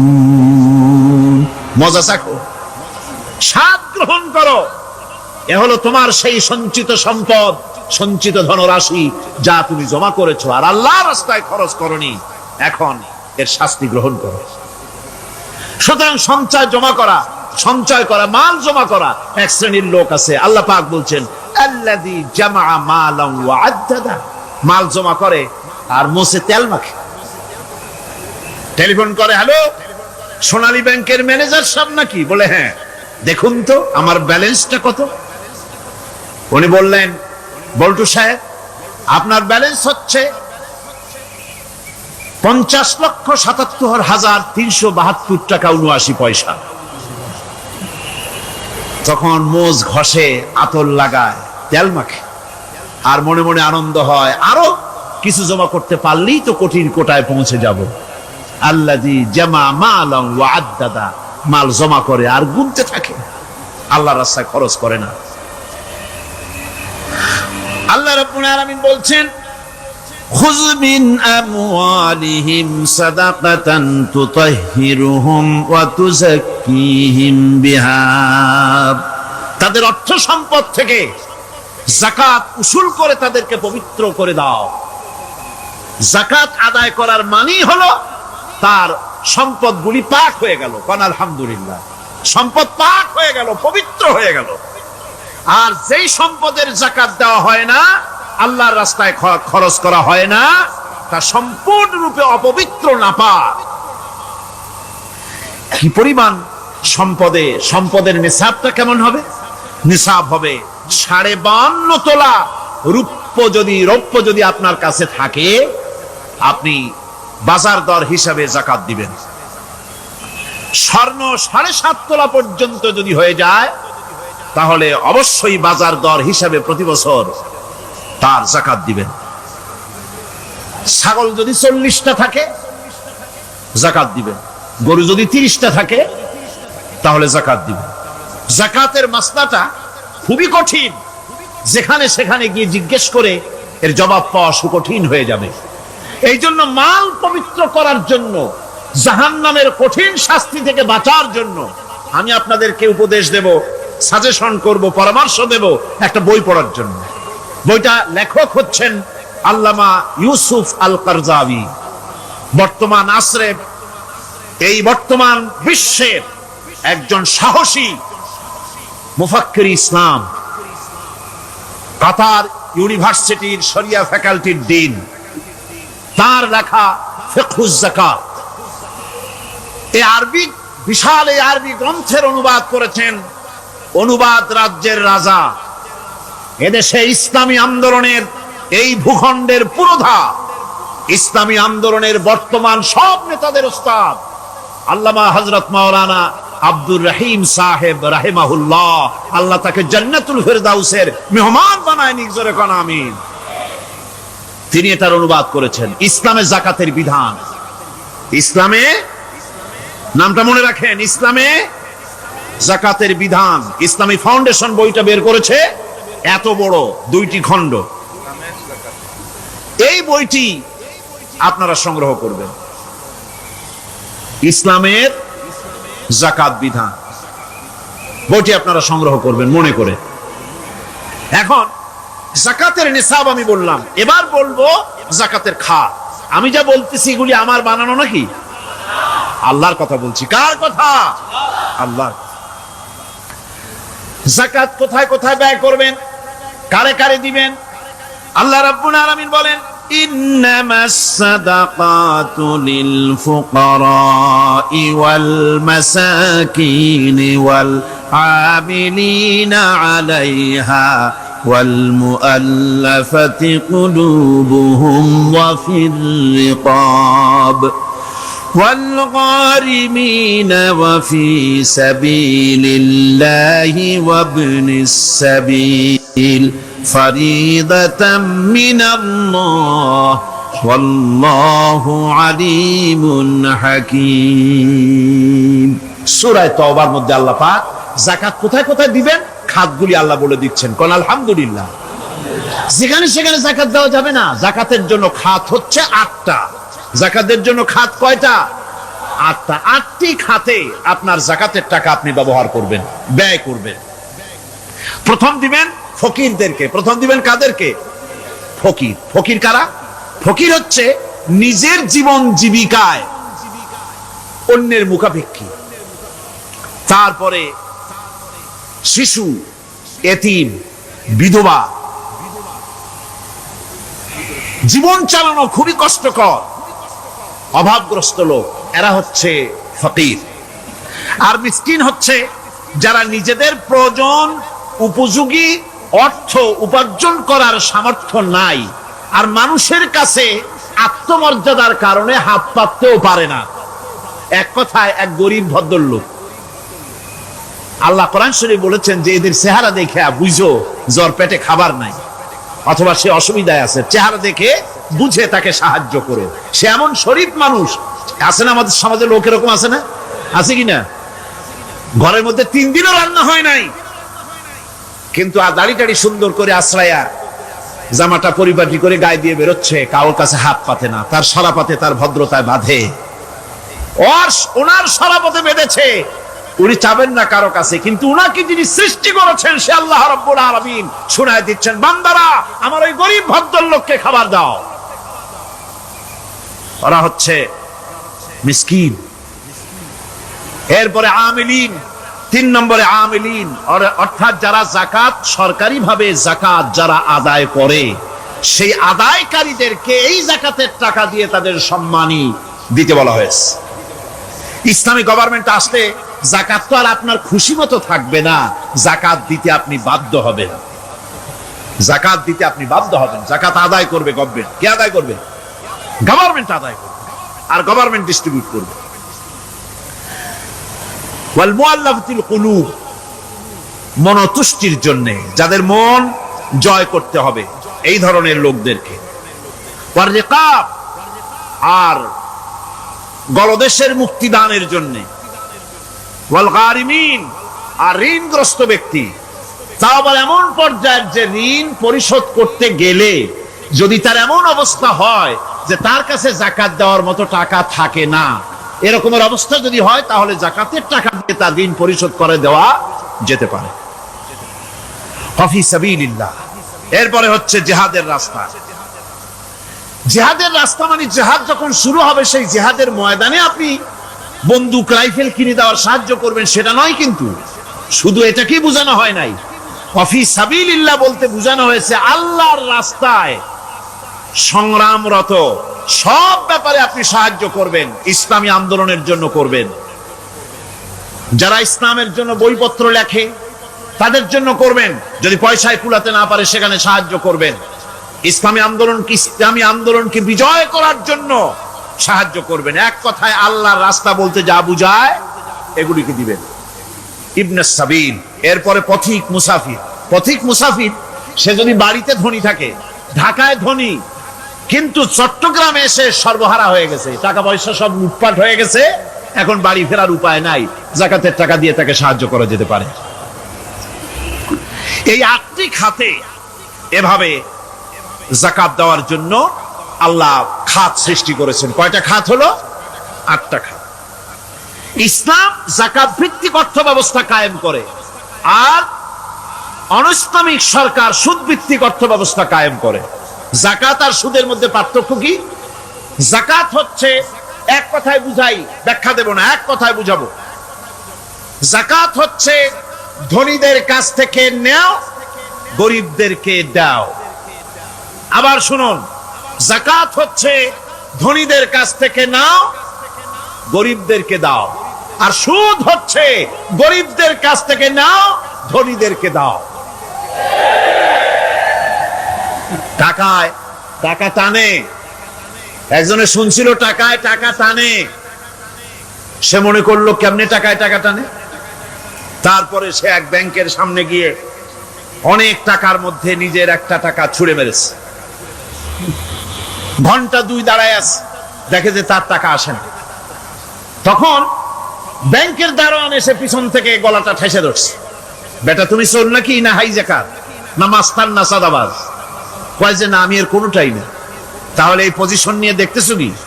কয় যে আমি শুনছিলাম টাকায় টাকা টানে, সেজন্য আমার পকেটে একটা টাকা ছিল, ওই যে কেশিয়ার টাকাগুলি গুনতেছে ওইখানে মারলাম, দেখিনি টাকা, আমার টাকায় কিছু টাকা টাইমে আনে। এতক্ষণ দাঁড়ানো, আমার টাকা তো টানলই না, আমার যে একটা টাকা তাও আসে না। দারোয়ান বলছে, বেটা তুমি ঠিকই শুনেছো, টাকায় টাকা ঠিকই টানে, ওই অনেকগুলা টাকা তোমার একটা টাকারে এমন ভাবে টাইনিয়া ধরছে, বাইরে আবার উপায় নাই। সুদভিত্তিক অর্থ ব্যবস্থায় গরিবরা এভাবে শোষিত হয়। শোষিত হয় কারা? গরিবরা। সিনেমা কারা বানায়? ধনীরা। শোষিত হয় কারা? গরিবরা। লক্ষ্য করেন, তাকান, আল্লাহর কথা কত বাস্তব। ধনীরা সিনেমা বানায়, শোষিত হচ্ছে গরিবেরা। রিক্সা চালায়, ঠেলা গাড়ি চালায়, মাথার ঘাম পায়ে ফেলেছে, পরিশ্রান্ত হয়েছে, বিকাল বেলায় সেই টাকা নিয়ে যাচ্ছে বাজার করতে, সিনেমা হলের সামনে যায় দেখে সর্বনাশ। যুবকাচ্ছেন কিভাবে, কি মন মানসিকতা নিয়ে খরচ করবেন? খরচ করলেই কিন্তু সব হবে না। আতর মাখবেন, যদি চিন্তা করেন যে আতর মাখলাম, মাহফিলে যাব, মসজিদে যাব, লোকেরা টের পাবে যে বেটা আতর একখান মাখছে, খামো খাই আপনার আমও গেল, সালাও গেল, কোনো সব হইল না। আর যদি আতর মাখেন এই নিয়ত করে, আতর মেখেছি, রাসূল পাক সাল্লাল্লাহু আলাইহি ওয়াসাল্লামের একটা সুন্নাত আমল করলাম, আল্লাহ রাব্বুল আলামিন অসংখ্য নেকি আমল নামায় লিখে দিবেন। নিয়তের উপরে দারমাদার করছে সবকিছু। এখন আপনি যে খরচ করবেন, সেই খরচটা কিভাবে করবেন, কি মন মানসিকতায় করলে পরে আল্লাহ খুশি হবেন, সেই কথাটি আল্লাহ পাক কোরআনে কারীমের মধ্যে বলছেন। আমি আপনাদের সামনে সেগুলি বলছি। দানটা হতে হবে কেবলমাত্র আল্লাহরে খুশি করার জন্য। মনে রাখেন, এটা হলো এক নম্বর। কি দানটা হতে হবে কারে খুশি? জোরে কোন? আল্লাহ পাক বলছেন, ওয়ামা তুনফিকুনা ইল্লা ইবতিগা ওয়াজহিল্লাহ, তোমরা যা কিছু খরচ করো তাতে আল্লাহর সন্তুষ্টি লাভ করা ছাড়া মনের মধ্যে অন্য কিছু যেন লক্ষ্য না থাকে, শুধুমাত্র আল্লাহর সন্তুষ্টি মনের মধ্যে তোমরা রাখবে। আর কাউকে কোন জিনিস দিয়ে তার কাছে অনুগ্রহ প্রকাশ করতে পারবে না। আমি তোমার এই উপকার করছিলাম, তুমি নেমো খারামের মতো আজ কথা বলো, এরকম বলে না। কাউকে কিছু দিয়ে অনুগ্রহ প্রকাশ করবে না, তার মনে ব্যথা দিবা না। الذين ينفقون أموالهم في سبيل الله ثم لا يتبعون ما أنفقوا منا ولا أذى, যারা আল্লাহর পথে খরচ করেন এবং খরচ করার পর নিজের অনুগ্রহ প্রকাশ করে না এবং কাউকেও মনোকষ্ট দেয় না, টাকা দিয়া খোটা দিল না, মনেও কষ্ট দিল না, তাদের জন্য পুরস্কারটা কি শুনুন। আল্লাহ পাক বলেন পুরস্কার হচ্ছে লাহুম আজরুহুম ইনদা রাব্বিহিম ওয়ালা খাউফুন আলাইহিম ওয়ালা হুম ইয়াহজানুন। ওদের জন্য তার পরওয়ারদিগারের কাছে রয়েছে বিরাট পুরস্কার, আজরে আজিম। এদের জন্য কোনো ভয় নাই, কোনো চিন্তাও নাই, কিয়ামতে ডাইরেক্ট জান্নাতে চলে যাবে। সুবহানাল্লাহ। দানের এত ফজিলত যা ভাই আমি বলে শেষ করতে পারবো না, এত ফজিলত আল্লাহ দানের মধ্যে রেখেছেন। ত্যাগেই তো শান্তি, ভোগে শান্তি নাই, মজা কিসে? জোরে কন্যা মজা কিসে? ত্যাগের ভিতরই মজা। এরপরে আল্লাহ পাক বলছেন আল্লাহর পথে 3 নম্বরে হতেছে আল্লাহর পথে যা খরচ করবা বেছে বেছে ভালো জিনিসটা দিও, বাইসা বাইসা ছেঁড়া জামাটা দিও না। পকেটে হাত দিয়া দান করবে, পকেটে হাত দিয়া হাত আর বাইর করে না। কারণ কি? খুঁজে দেখে যে 10 পাই না, 4 না, কম পয়সাটা দেবে, 12টা দেবে না। টাকা বের করে ওর মধ্যে ময়লা পচা গন্ধ লাগে, ওইটা দান করবে, আর টাটকা টাকাটা পকেটে রেখে দেবে। এই স্বভাব আমাদের আছে কিনা? আছে কিনা? আরে বাবা, টাকা কি আপনি পকেটে রাখতে পারবেন? ওটা দেওয়া লাগবে না? এরে দেন তারে দেন, কাউকে তো দেবেনি। আমাদের এই বদভ্যাস আল্লাহ আমাদেরকে মাফ করুন, কোন আমিন বলেন। আমিন। দান করার সময় বেছে বেছে খারাপটা দিও না, ছেঁড়া কাপড়টা দিও না, অখাদ্য কুখাদ্য দান করো না। বিয়ার মজলিস, বিবাহে অনেক লোক দাওয়াত দিয়েছে, বেশি করে রান্না করছে, কম যদি হয়ে যায় বড় মিয়ার ইজ্জত নষ্ট হয়ে যাবে। মেহমান কম আসলো, এখন এই খাবারগুলি না পারিয়া তারপরে গরিবদের দেয়, না পেরে যখন খাবার কেউ নাই তখন গরিবদের দেয়। গরিবদের উদ্দেশ্য করে কিন্তু বানানো হয় নাই। এটা হলো একজনের রুটি খাচ্ছিল, এক কৃপণ বখিল রুটি খেতে বসেছে, সিল একটা এসে রুটিতে সু মারল, সু মেরে রুটিটা নিয়ে গেছে। বেচারা পিছনে পিছনে দৌড় আরম্ভ করছে, গালি দিতে দিতে। মরার সিল, আর তুই জায়গা পাইলি না। কিলের পিছনে দৌড়াতে দৌড়াতে নদীর পারে চলে আসছে। সিলও দেখে যে আল্লাহ, এমন এক বেকায়দার লোকের রুটি নিলাম, কোন গাছেও বসতে পারি না তার ঢিলার জ্বালা। শেষ পর্যন্ত পাশে ছিল নদী, নদীর উপর দিয়া চিল উড়ে ওপার যাওয়া আরম্ভ করছে। বখিল বেচারা দাঁড়াই থাকে, দিলাম ফি সাবিলিল্লাহ, আল্লাহর রাস্তায় দিলাম। এর তো কোনো মানে নাই। নিজে খেতে না পারে বাসি অখাদ্য কুখাদ্য এগুলি দিতে আল্লাহ পাক নিষেধ করেছেন। দিবা বাইসে বাইসে ভালো জিনিসটা, যেটা তোমার কাছে প্রিয়, ওইটা দিও। তুমি যদি খারাপটা দাও তাহলে আল্লাহ তোমার দেবেন ওই মানের। কিয়ামত আছে না, কিয়ামত ওই মানের পাবা। আল্লাহ পাক বলছেন ইয়া আইয়ুহাল্লাযীনা আমানু আনফিকু মিন তাইয়্যিবাতি মা কাসাবতুম ওয়া মিম্মা আখরাজনা লাকুম মিনাল আরদ। তোমরা যে উপার্জন করেছো, সেই উপার্জনে তোমাদের জন্য যা উপার্জন করেছো তাই, আর মাটির ভিতর থেকে আমি যা তোমাদের জন্য দিয়েছি তার থেকে ভালো জিনিস, ভালো ভালো জিনিস আমার রাস্তায় খরচ করো। এটা কার ওয়ার্ডার? আল্লাহর ওয়ার্ডার। আর খরচ করার জন্য ওয়ালা তায়াম্মামুল খাবিসা মিনহু তুনফিকুন, খরচ করার জন্য বাইসা বাইসা খারাপ জিনিসগুলি খুঁজে বেড়াইও না, ভালো জিনিসগুলি আমার রাস্তায় খরচ করো। আর যতদূর সম্ভব গোপনে দিও, যতদূর সম্ভব দান গোপনে করি। মানুষকে শুনায়ও না অমুক জায়গায় দিলাম, বা মানুষের দেখায় দেখায় দিও না। কোন কোন শহর আছে কোরবানির সময় বিরাট গরু কেনা হয়, সেই গরুর গলায় মালা দিয়া তারপরে শহরের রাস্তায় রাস্তায় ঘুরানো হয়, অমুক মিয়া সাহেব এই গরুটা কোরবানি করবে। এরকম চিটাগংয়ে হয় না, অন্য অন্য জেলায় হয়। জি, এখানেই বেশি হয়। তাই আশ্চর্য কথা। তাহলে তো উচিত, এরকম যদি উদ্দেশ্য হয় তাহলে বড় মিয়া গরুর সাথে একসাথে হাঁটা উচিত। লোকেরা বুঝুক কোন বড় মিয়া আর কোন বড় গরু। আপনি এটা করলেন কি জন্য? এই কাজটা তো নিন্দনীয় কাজ। আর প্রতিযোগিতামূলক কোরবানি করা, প্রতিযোগিতামূলক 35,000 টাকার গরু কোরবানি করা হলো, মানে না।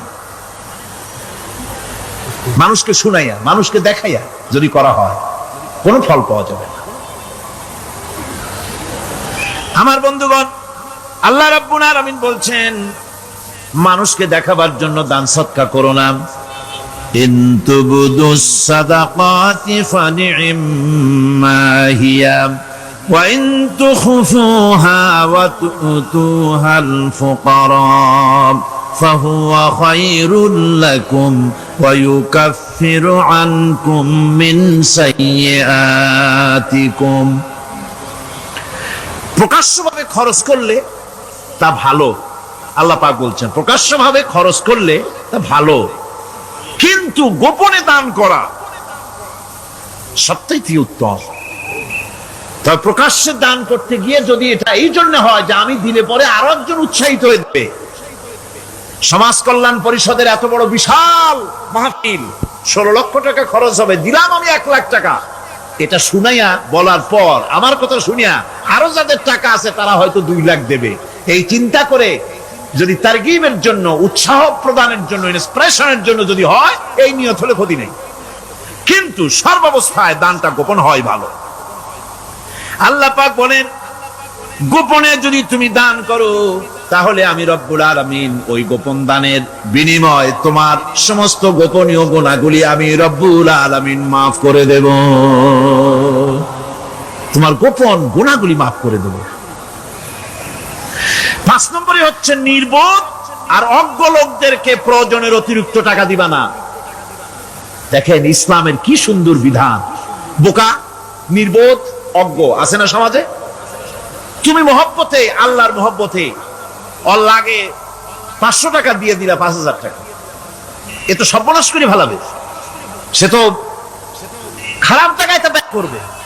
এই জন্য অজ্ঞ লোকদেরকে, নির্বোধ লোকদেরকে প্রয়োজনের অতিরিক্ত দিতে আল্লাহ নিষেধ করেছেন। তবে আল্লাহর ইচ্ছা হচ্ছে এই যে যত বড় পাপী হোক আর যত বড় খোদাদ্রোহী হোক না কেন, প্রত্যেকের খাওয়া, পড়া, শিক্ষা, চিকিৎসা গ্যারান্টি দিতে হবে। সুবহানাল্লাহ। কোন এর নাম তো আল্লাহ, এর নাম কি? আল্লাহ পাক, যার ভেতরে কোনো কার্পণ্যতা নাই। আল্লাহরে মানলেও আল্লাহ খাইতে দেন, না মানলেও দেন, সকলকেই দেন সমভাবে।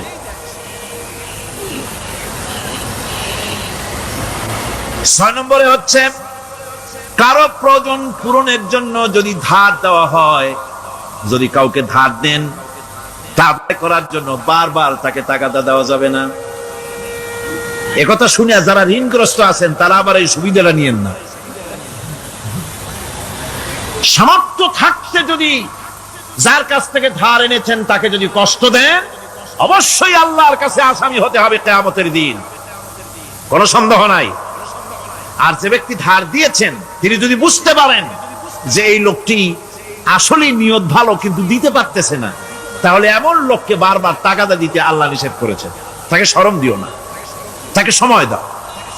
وَإِنْ كَانَ ذُو عُسْرَةٍ فَنَذِرَةٌ إِلَى مَيْسَرَةٍ وَأَنْ تَصَدَّقُوا خَيْرٌ لَكُمْ إِنْ كُنْتُمْ تَعْلَمُونَ।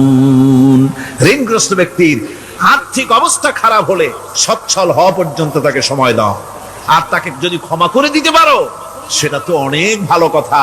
আল্লাহ তোমার প্রতি রহম করবেন। যদি ক্ষমার তাকে যদি সে দিতেই পারবে না এমন অবস্থা যদি হয়, তাহলে তাকে তুমি ক্ষমা করে দিও। কিছু সংখ্যক লোক আছে যারা ধার নিয়ে আসলে ফাঁকি দিতে চায়, আছে না এমন সমাজে? না নাই? কিছু লোক আছে ধার নেয়, ভাই দেব 1 মাসের মধ্যে, কোনো সন্দেহ নাই। 6 মাস যায় তারপরেও দেয় না, অন্য কাজ করে মিটাই, অন্য কাজ মিটায়, কিন্তু এর টাকা পরিশোধ করে না। এরকম লোকও আছে, তারা আল্লাহর কাছে দায়ী হবে। একবার পত্রিকায় দেখেছিলাম কার বাড়িতে কার্টুন দিয়েছে, বাড়িতে বিরাট সাইনবোর্ড লাগাইছে, কুকুর হইতে সাবধান। তার বন্ধু বলছে, ভাই তুমি কুকুর কিনলে কবে? কয় যে না, কুকুর কিনি নাই, সাইনবোর্ড লাগাইছি পাওনাদারদেরকে ঠেকাবার জন্য। দিয়েছেন ইল্লা সাওম, রোজা ছাড়া। নবীজি বলেছেন রমজান মুবারকে কেউ যদি একটি নফল কাজ আদায় করে, একটি নফল ইবাদত করে, অন্য মাসের একটি ফরজ আদায় করার সওয়াব আল্লাহ পাক নামায় আমলে দিয়ে দিবেন। রমজান মুবারকে কেউ যদি একটি ফরজ আদায় করে, অন্য মাসের 70টি ফরজ আদায় করার মতো সওয়াব আমলনামায় আল্লাহ দিয়ে দিবেন। সুবহানাল্লাহ। এই মাস আমাদের সামনে, আল্লাহু আকবার বলি, আল্লাহু আকবার বলি, আলহামদুলিল্লাহ। এই পবিত্র মাস আমাদের সামনে। এই মাসে এত সব নফল হয় ফরজের মতো, আর ফরজ হয় 70টা ফরজের মতো। এত সব কেন হইল? আমরা না খেয়ে থাকি সেই জন্য নাকি? বলতে পারেন কেন হলো? একটি কারণ, শাহরু রমাদান আল্লাযী উনজিলা ফীহিল কুরআন। সুবহানাল্লাহ বলবেন না? এই রমজান মাস হচ্ছে সেই মাস যে মাসে আল্লাহ রাব্বুল আলামিন কোরআনে কারীমকে নাজিল করেছেন। এই মাসের মধ্যে একটি রাত আছে খায়রুম মিন আলফি শাহর, যে রাতটি 1000 মাসের চাইতে বেশি গুরুত্বপূর্ণ আল্লাহর কাছে। সুবহানাল্লাহ। একটি রাত 1000 মাসের চাইতে গুরুত্বপূর্ণ। 1000 মাস ক্যালকুলেটর দিয়ে হিসাব করলে দেখা যায় যে 1000 মাসে 83 বছর 4 মাস হয়। তাহলে তার অর্থ কি এই যে একটানা 83 বছর 4 মাস ইবাদত করলে যে সওয়াব হবে, এই রাত্রে ইবাদত করলে সেই সওয়াব হবে? হতে পারে, এরকম হতে পারে, কিন্তু ব্যাখ্যাটা কি? ব্যাখ্যাটা হচ্ছে আরবিতে আলফুন শব্দ দিয়ে 1000 বোঝানো হয় না। আরবিতে যখন আলফুন বলা হয় তাহলে বোঝা যায় সংখ্যাধিক্য, বিপুল সংখ্যা, হাজার হাজার হাজার হাজার, থাউজেন্ডস এন্ড থাউজেন্ডস। এইটাকে বোঝানোর জন্য আরবিতে ব্যবহার করা হয় আলফুন, হাজার হাজার। তাহলে আল্লাহ কি বুঝাতে চাচ্ছেন?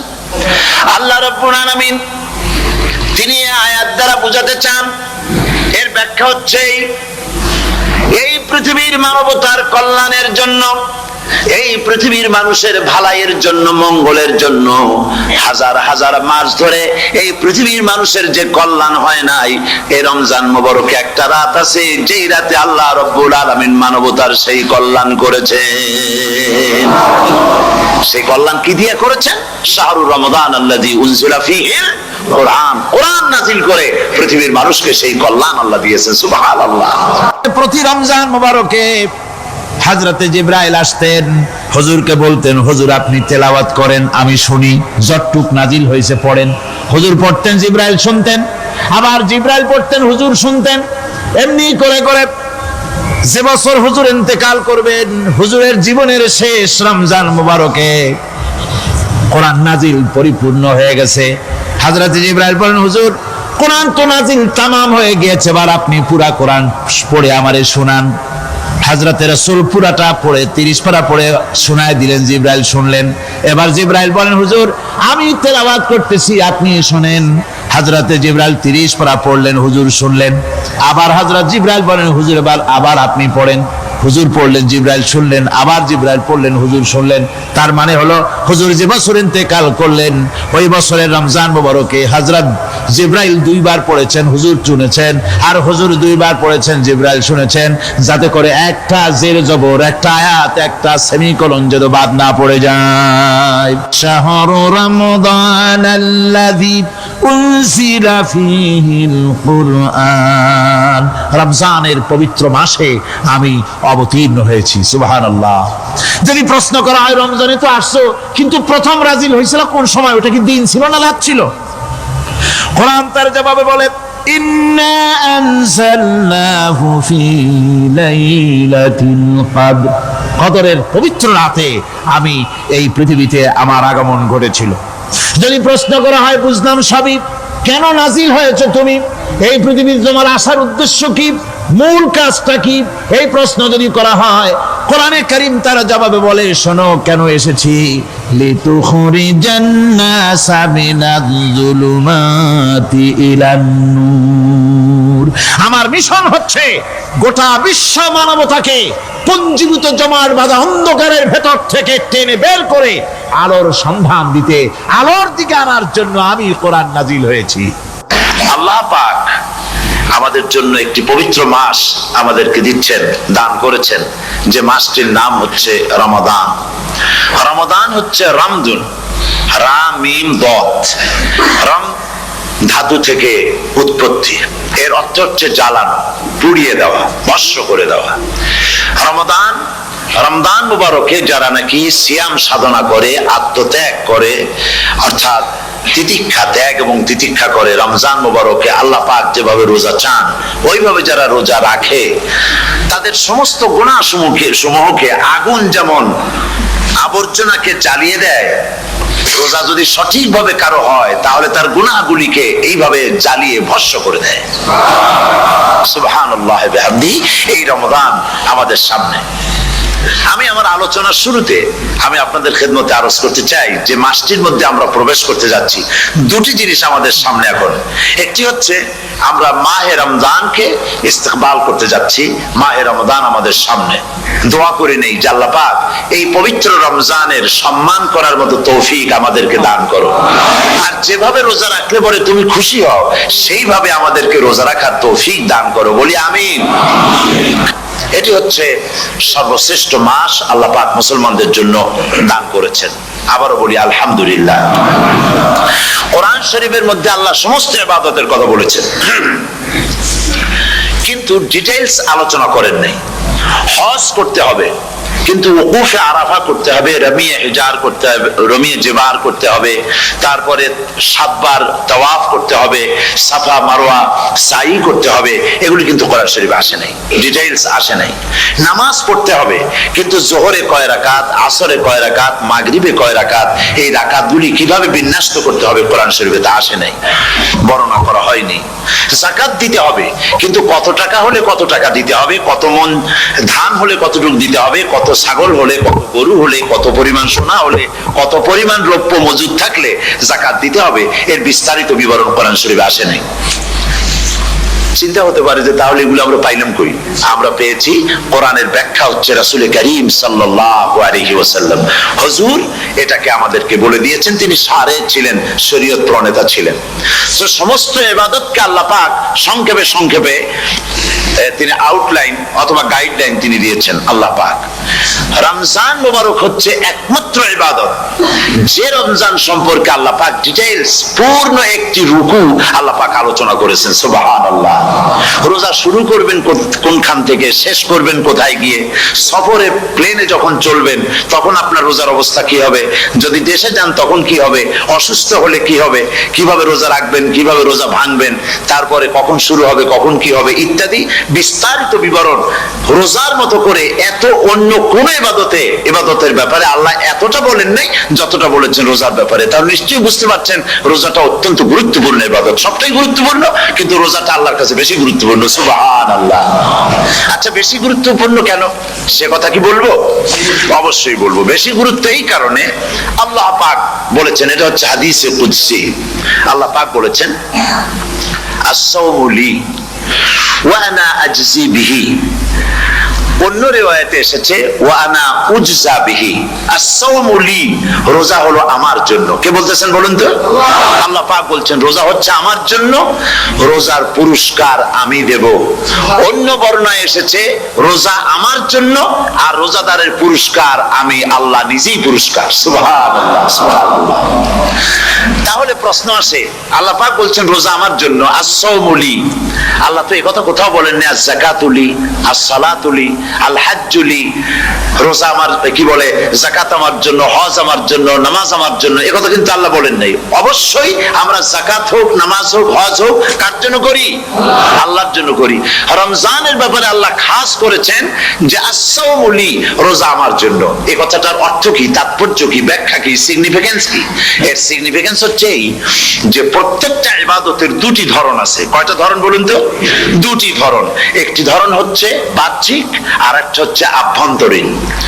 প্রত্যেকটা ইবাদতের দুটি দিক আছে, একটা মানুষকে দেখানো আর একটা ভেতরের। যেমন নামাজ, একটি লোক নামাজ পড়ে না, কিন্তু এমন একটা সমাবেশের মধ্যে পড়ে গেছে সবাই নামাজ পড়ে। এখন আমি যদি নামাজ না পড়ি তাহলে লোকে বলবে কি? তখন উযু আছে কি না আছে দাঁড়ায় গেল আল্লাহু আকবার। তাহলে দেখা গেল নামাজ আল্লাহর জন্য পড়ে, আবার মানুষের জন্য দেখাবার জন্য করে। যাকাত এটা দেয় মানুষে, তার নিয়তটাকে আল্লাহ পাক ভালো জানেন। কিন্তু কিছু লোক তেমন আছে যাকাতের নামে লুঙ্গি, আমাদের দেশে আছে, এখানে কি করে আমি জানি না, লুঙ্গি শাড়ি কিনে তারপরে বাড়িতে সব জমা করে এরপরে গরিবদের দাওয়াত দেয় এবং সকলকে দেখায় এভাবে লুঙ্গি দিল, শাড়ি দিল, লোকেরা দেখলো যে যাকাত দিল, খুব যাকাত দিয়েছে। কোরবানির ব্যাপারে এভাবে বিরাট একটা গরু কিনলো, কিনে মানুষকে দেখাইলো। চট্টগ্রামে আছে সবচেয়ে বড় দামের গরু একটা কিনে গরুর গলায় মালা একটা পরাইয়া তারপরে শহর ঘুরায়। এখন অবশ্য এটা কমে গেছে আগের থেকে অনেক। মানুষ দেখুক যে ও মুখে এই গরুটা কোরবানি করেছে। এটা কি কোরবানির জন্য হলো না মানুষকে দেখাবার জন্য হলো? হজ, টাকা আছে, লোকেরা বলবো কি যে এত টাকার মালিক তাও হজে যায় না, সুতরাং যাই একটু হজ করে আসি। তাহলে হজ করা গেল, আবার মানুষকে দেখাবার জন্য করলো। দুটি জিনিস আছে। কিন্তু একমাত্র রোজা যদি কেউ রাখে মানুষকে দেখাবার জন্য, সকাল থেকে শুরু করে সন্ধ্যা পর্যন্ত না খাইয়া কোনো পাগলও থাকবে না। বলেন আপনারা ঠিক কিনা? সে তো মানুষকে দেখাবার জন্য দাঁত পরিষ্কার করে নিল আর দুপুরে ভাত খাই নিল, বউতেও টের পাইলো না। পারবে কিনা? পারবে।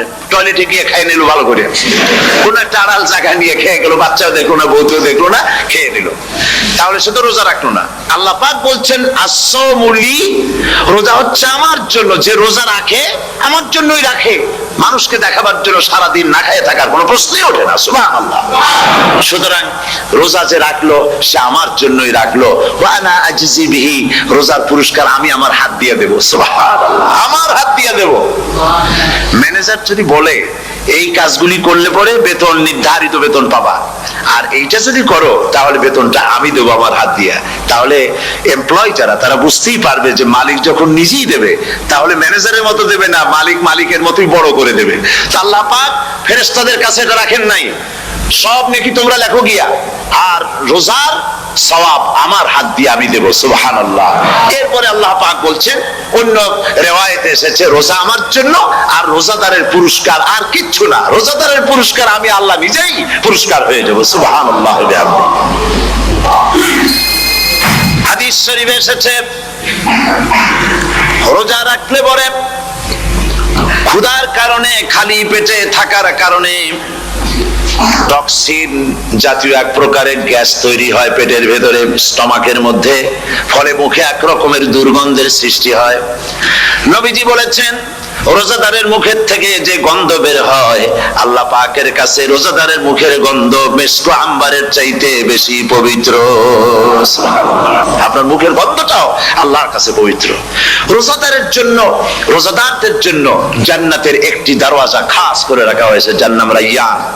এই দরওয়াজা রোজাদারদের জন্য, কেবলমাত্র রোজাদারেরা সেখান থেকে প্রবেশ করবে, আর কেউ প্রবেশ করতে পারবে না। এই রোজাদারদের সম্পর্কে আল্লাহ পাক বলেছেন, হাদিস শরীফে এসেছে, বুখারী শরীফের হাদিস, রাসূল করিম সাল্লাল্লাহু আলাইহি ওয়াসাল্লাম বলেছেন লিস-সাইমে ফারহাতান, ফারহাতুন ইনদা ফিতরিহি ওয়া ফারহাতুন ইনদা লিকাই রাব্বিহি। রোজাদারের জন্য দুইটা খুশি। কয়টা খুশি বলুন তো? কে বলছেন? আল্লাহ রাসূল বলছেন রোজাদারের জন্য দুইটা খুশি। লিস-সাইমে ফারহাতান, দুটি খুশি। ফারহাতুন ইনদা ফিতরিহি, একটা খুশি হচ্ছে ইফতারের সময়। এই ফিতরিহিতে, এই ফিতরিহি দুটি কথা, এই একটি কথার দুটি ব্যাখ্যা হয়। একটা হচ্ছে ইফতারের সময়, ইফতারের কথা বলা হয়েছে, আর ঈদের কথাও এর মধ্যে বলা হয়েছে।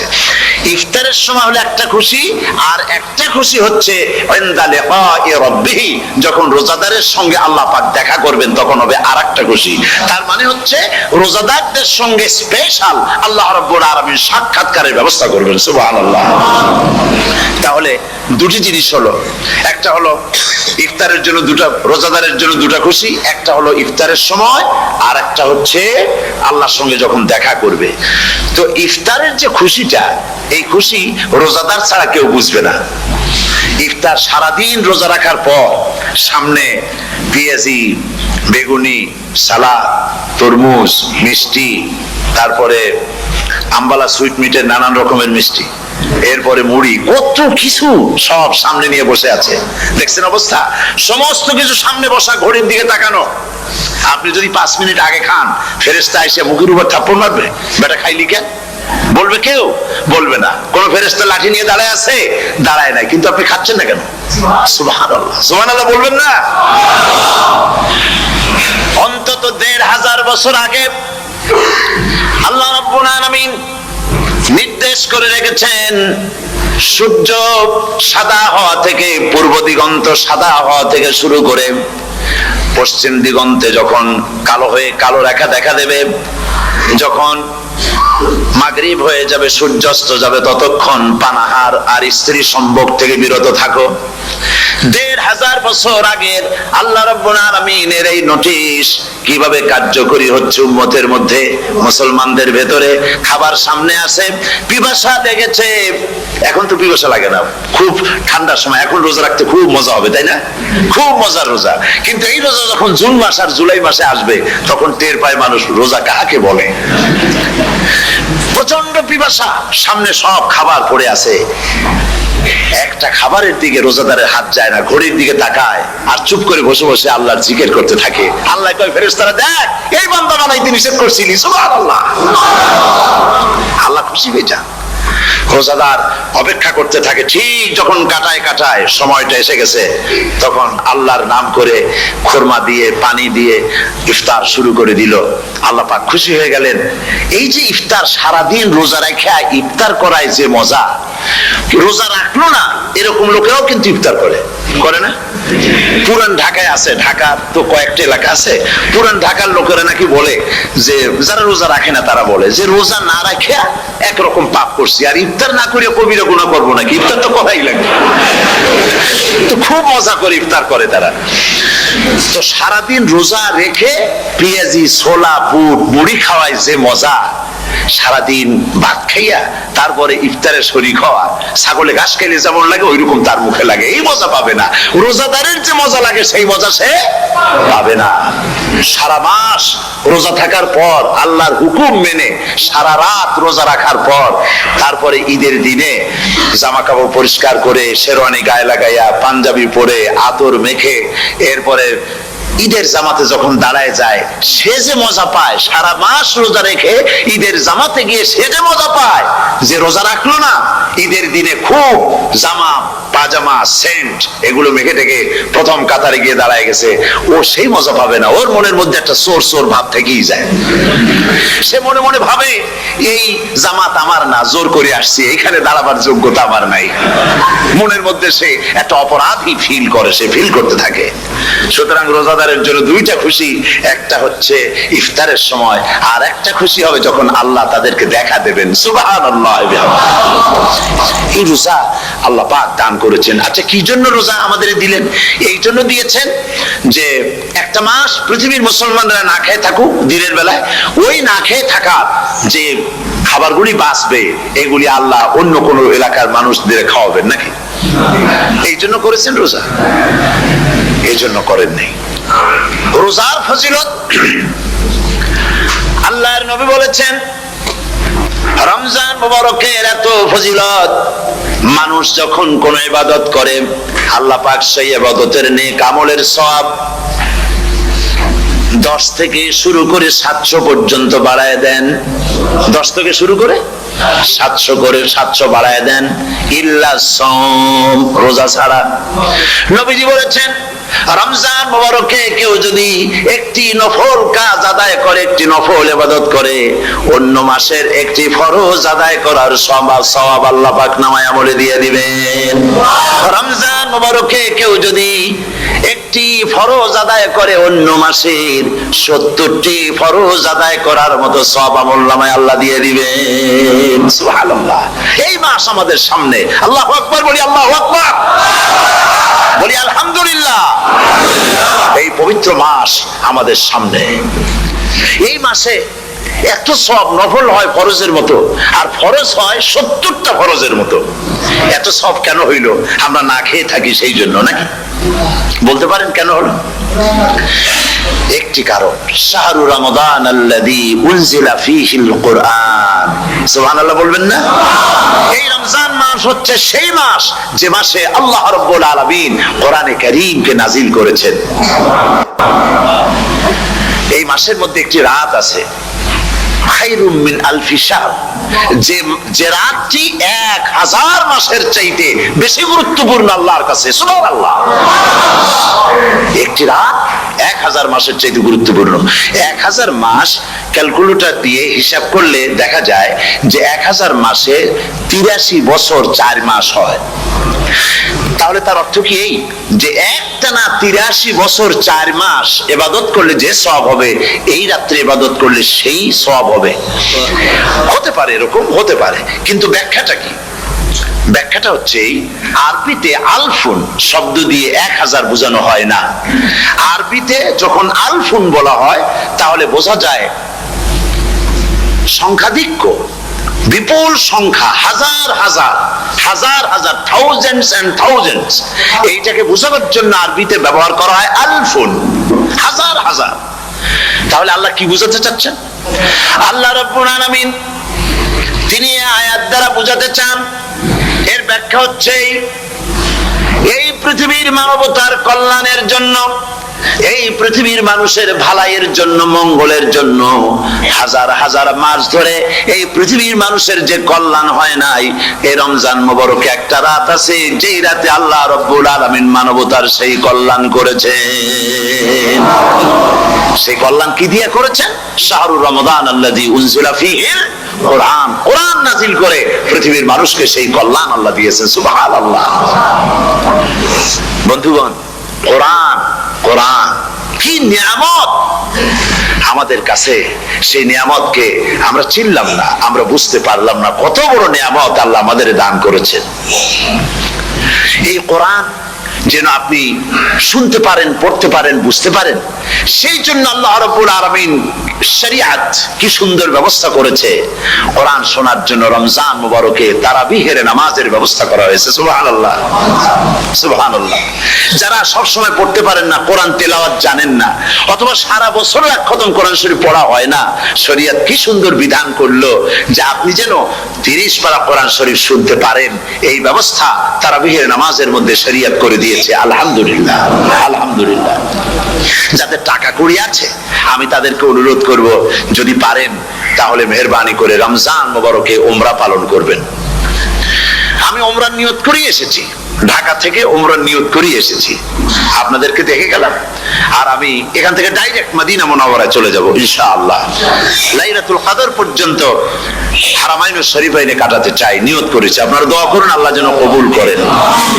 কি মজা যখন আপনি হারামাইনুশ শরীফাইনে যখন তেলাওয়াত শুনবেন, আপনার কাছে মনে হবে যেন কোরআন শরীফ নাযিল হতেছে। সুবহানাল্লাহ।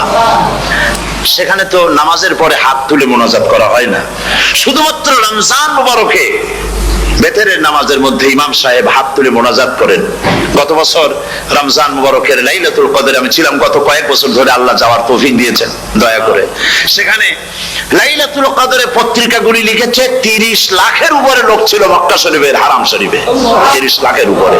যখন তেলাওয়াত হচ্ছে, মোনাজাত করতেছেন ইমাম সাহেব কাঁদতেছেন, মোনাজাত করতেছেন, কাঁদতেছেন, আর গোটা হারাম জুড়ে কান্নার রোল পড়ে গিয়েছে। কিভাবে কাঁদতেছেন!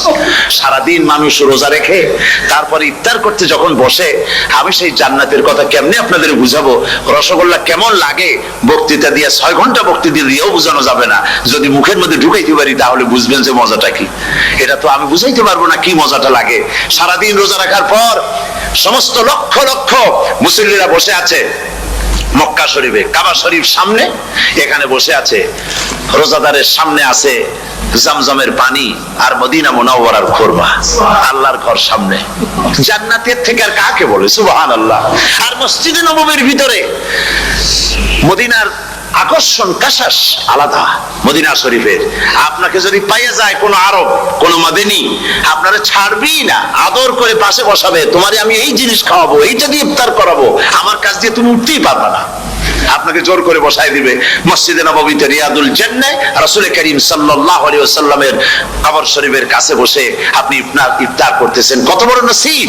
সেই জন্য আমি বলি হলিডে করার জন্য আমেরিকা, সিঙ্গাপুর, হাবিজাবি এই সমস্ত ঘুরে কোনো লাভ নাই। হলিডে করতে চান রমজান মুবারকে চলে যান হারামাইনুশ শরীফাইন, মদিনা আল মুনাওয়ারা, মক্কা আল মুকাররমা, কপাল খুলে যাবে, জিন্দেগীর সমস্ত গুনাহ খাতা আল্লাহ পাক maaf করে দিবেন। রাসূল করিম সাল্লাল্লাহু আলাইহি ওয়াসাল্লাম বলেছেন রমজান মুবারকে যে উমরা করলো সেজন্য হজ আদায় করলো, সুবহানাল্লাহ। অন্য রিওয়ায়াতে এসেছে যে ব্যক্তি রমজান মুবারকে উমরা করলো সেজন্য আমার সাথে হজ আদায় করলো, সুবহানাল্লাহ। তো বলতেছিলাম যে কোরআনে কারীম হচ্ছে একটি বিরাট নিয়ামত, এই নিয়ামত শোনানো হয় রমজান মুবারকে। আমি এবার এসে খুব খুশি হলাম এই কথা শুনে যে ইস্ট লন্ডন মসজিদ তারা একটা ব্যবস্থা করেছে, সুন্দর একটা রেডিও তারা আবিষ্কার করেছে, না কি করছেন আপনারা? ট্রান্সমিটার তৈরি করেছেন, ওনারা ওখানে রেডিও বিক্রি করেন। আপনারা বহুটা খরচ করেছেন, তারা হাজার হাজার পাউন্ড খরচ করে টাওয়ার বানিয়েছেন এবং একটা ফ্রিকোয়েন্সি তারা নিজেরা নিয়েছেন, আর রেডিওগুলি 125 পাউন্ড করে ওনারা দিচ্ছেন খরচ হিসেবে। এটা যারা নিয়ে যায় ঘরের মধ্যে বসে তারাবিহের তেলাওয়াত তারা শুনতে পাবেন। মহিলারা অনেক সময় আসতে পারেন না, মহিলারা ঘরে বসে শুনতে পারবেন। ওই ইস্ট লন্ডন মসজিদে যত ওয়াজ হবে, তেলাওয়াত হবে, নামাজ হবে, আজান হবে, ওয়াজ হবে, জিকির হবে, সব আপনার ঘরে বসে আপনি শুনতে পারবেন। আল্লাহ রাব্বুল আলামিন এই ইকদামকে, এই পদক্ষেপকে আল্লাহ কবুল করুন, সবাই বলেন আমিন। এবং প্রত্যেকের ঘরে ঘরে এই রেডিও পৌঁছে যাক, আমরা বলি আমিন। আল্লাহ যেন কবুল করেন। আপনি ঘরে বসে মসজিদের সমস্ত প্রোগ্রাম পেতে পারবেন। আর কি সুন্দর সেখানে যিনি তেলাওয়াত করেন, আজান দেন, আলহামদুলিল্লাহ, তার আজান শুনলে পরে তো মনে হয় যে আমি মক্কা শরীফে চলে গেছি, মদিনায় চলে গেছি। আর তেলাওয়াত কত সুন্দর, আলহামদুলিল্লাহ। আল্লাহ তার প্রতি রহম করুন, আমরা বলি আমিন। সুতরাং বলতেছিলাম যে এই পবিত্র রমজানুল মুবারক এটি কি জিনিসটা, কি জিনিসটা বোঝাবার জন্য আমি বলি, যেমন এই ঘড়িটা এটা কেনার পর 2-1 বছর পর এটা ফাস্ট হয় অথবা কি হয়, স্লো হয়ে যায়। তখন এটাকে সারার জন্য আমরা হসপিটালে দেই। হসপিটাল মানে লন্ডন হসপিটাল না, ঘড়িরও হসপিটাল আছে। তো ঘড়ির হসপিটালে দিলাম, ওরা এটাকে দেখে শুনে ওয়াইলিং করে টরে দিল ঠিক মতো। একবার যদি ঠিক করে দিল, আবার আমার 1-2 বছর চললো, আর কোনো ডিস্টার্ব করবে না, ঠিক কিনা? আপনার গাড়ির ইঞ্জিন যদি কোনো রকমের অসুবিধা করে, তাহলে গাড়ির ইঞ্জিনকে ওভারহোলিং করতে হয়, ইঞ্জিন ডাউন দিতে হয়।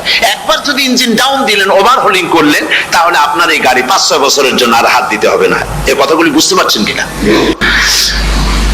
সারা জীবন, সারা মাস অন্যায় করার পরে, গুনাহ করার পরে মানুষের অন্তঃকরণে কালিমা লেগে যায়। আল্লাহ রাব্বুল আলামিন রমজান মুবারকের একটা ব্যবস্থা করেছেন, ইঞ্জিন ওভারহোলিং এর মতো, ইঞ্জিন ডাউন দেওয়ার মতো। আপনার কালকে, আপনার আত্মাকে, আপনার বিবেককে, আমার বিবেককে পরিষ্কার করার জন্য রমজান মাস করে দিয়েছেন। রমজান মুবারকের একটি মাসের কোর্স যদি কমপ্লিট করা যায়, তাকওয়া দিয়ে যদি ভরে দেওয়া যায়, তাহলে বাকি 11 মাস আরামসে চলবে, কোনো অসুবিধা হবে না। নবীজি বলেছেন রমজান মুবারকে মাস আসার সঙ্গে সঙ্গে আল্লাহ রাব্বুল আলামিন তিনি জান্নাতের সমস্ত দরজাগুলি খুলে দেন, আর জাহান্নামের সব দরজাগুলি আল্লাহ রাব্বুল আলামিন বন্ধ করে দেন। সুবহানাল্লাহ। আর শয়তানকে শৃঙ্খল দিয়ে বেঁধে ফেলা হয়, শিকল দিয়ে শয়তানকে বাঁধা হয়ে যায়। এই হাদিসটা যখনই শোনাই বিভিন্ন জায়গায়, লোকেরা বিভিন্ন জায়গায় প্রশ্ন করে, হুজুর কোন তো যে শয়তানরে বাঁধতে হয়, কিন্তু রমজান মাস হতো লোকেরা মদ খায়, মিথ্যা কথা কয়, তাহলে শয়তান বাঁধা থাকলো কেমনে? আমি বলি দেখেন, এর ব্যাখ্যা আছে। এর ব্যাখ্যা হলো এই, কোন ঘড়ি আছে একবার চাবি দিলে 6 মাস চলে, আর একবার চাবি দিলে 2 বছর চলে, আবার চাবি দিলে লাইফ চলে যায়। এরকমের ঘড়িও আছে। কোন মানুষের শয়তানে এমন চাবি দিছে যে চাবিতে 6 মাস চলে, কোনটায় 10 মাস চলে, কোনটায় বছর চলে। রোজার মাসেও যারা গুনাহ করে, শয়তানে এমন চাবি দিছে যে রোজার মাসেও বন্ধ হচ্ছে না। এরা শয়তানের খপ্পরে পড়ে গেছে। আল্লাহ এই চাবি থেকে মুসলমানদেরকে হেফাজত করুন, বলি আমিন। জোরে বলেন আমিন। শয়তান থেকে পানা কেউ দিতে পারে না, কোন গভর্নমেন্ট পারবে না। ব্রিটিশ গভর্নমেন্ট পারবে নাকি? American government? কেউ পারবে না। শয়তান থেকে পানাহা দিতে পারে কেবলমাত্র কে? ওই আল্লাহ রাব্বুল আলামিন আমাদেরকে শিখায় দিয়েছেন, শয়তানের ওয়াসওয়াসা থেকে আমার কাছে পানাহা চাও। আউযু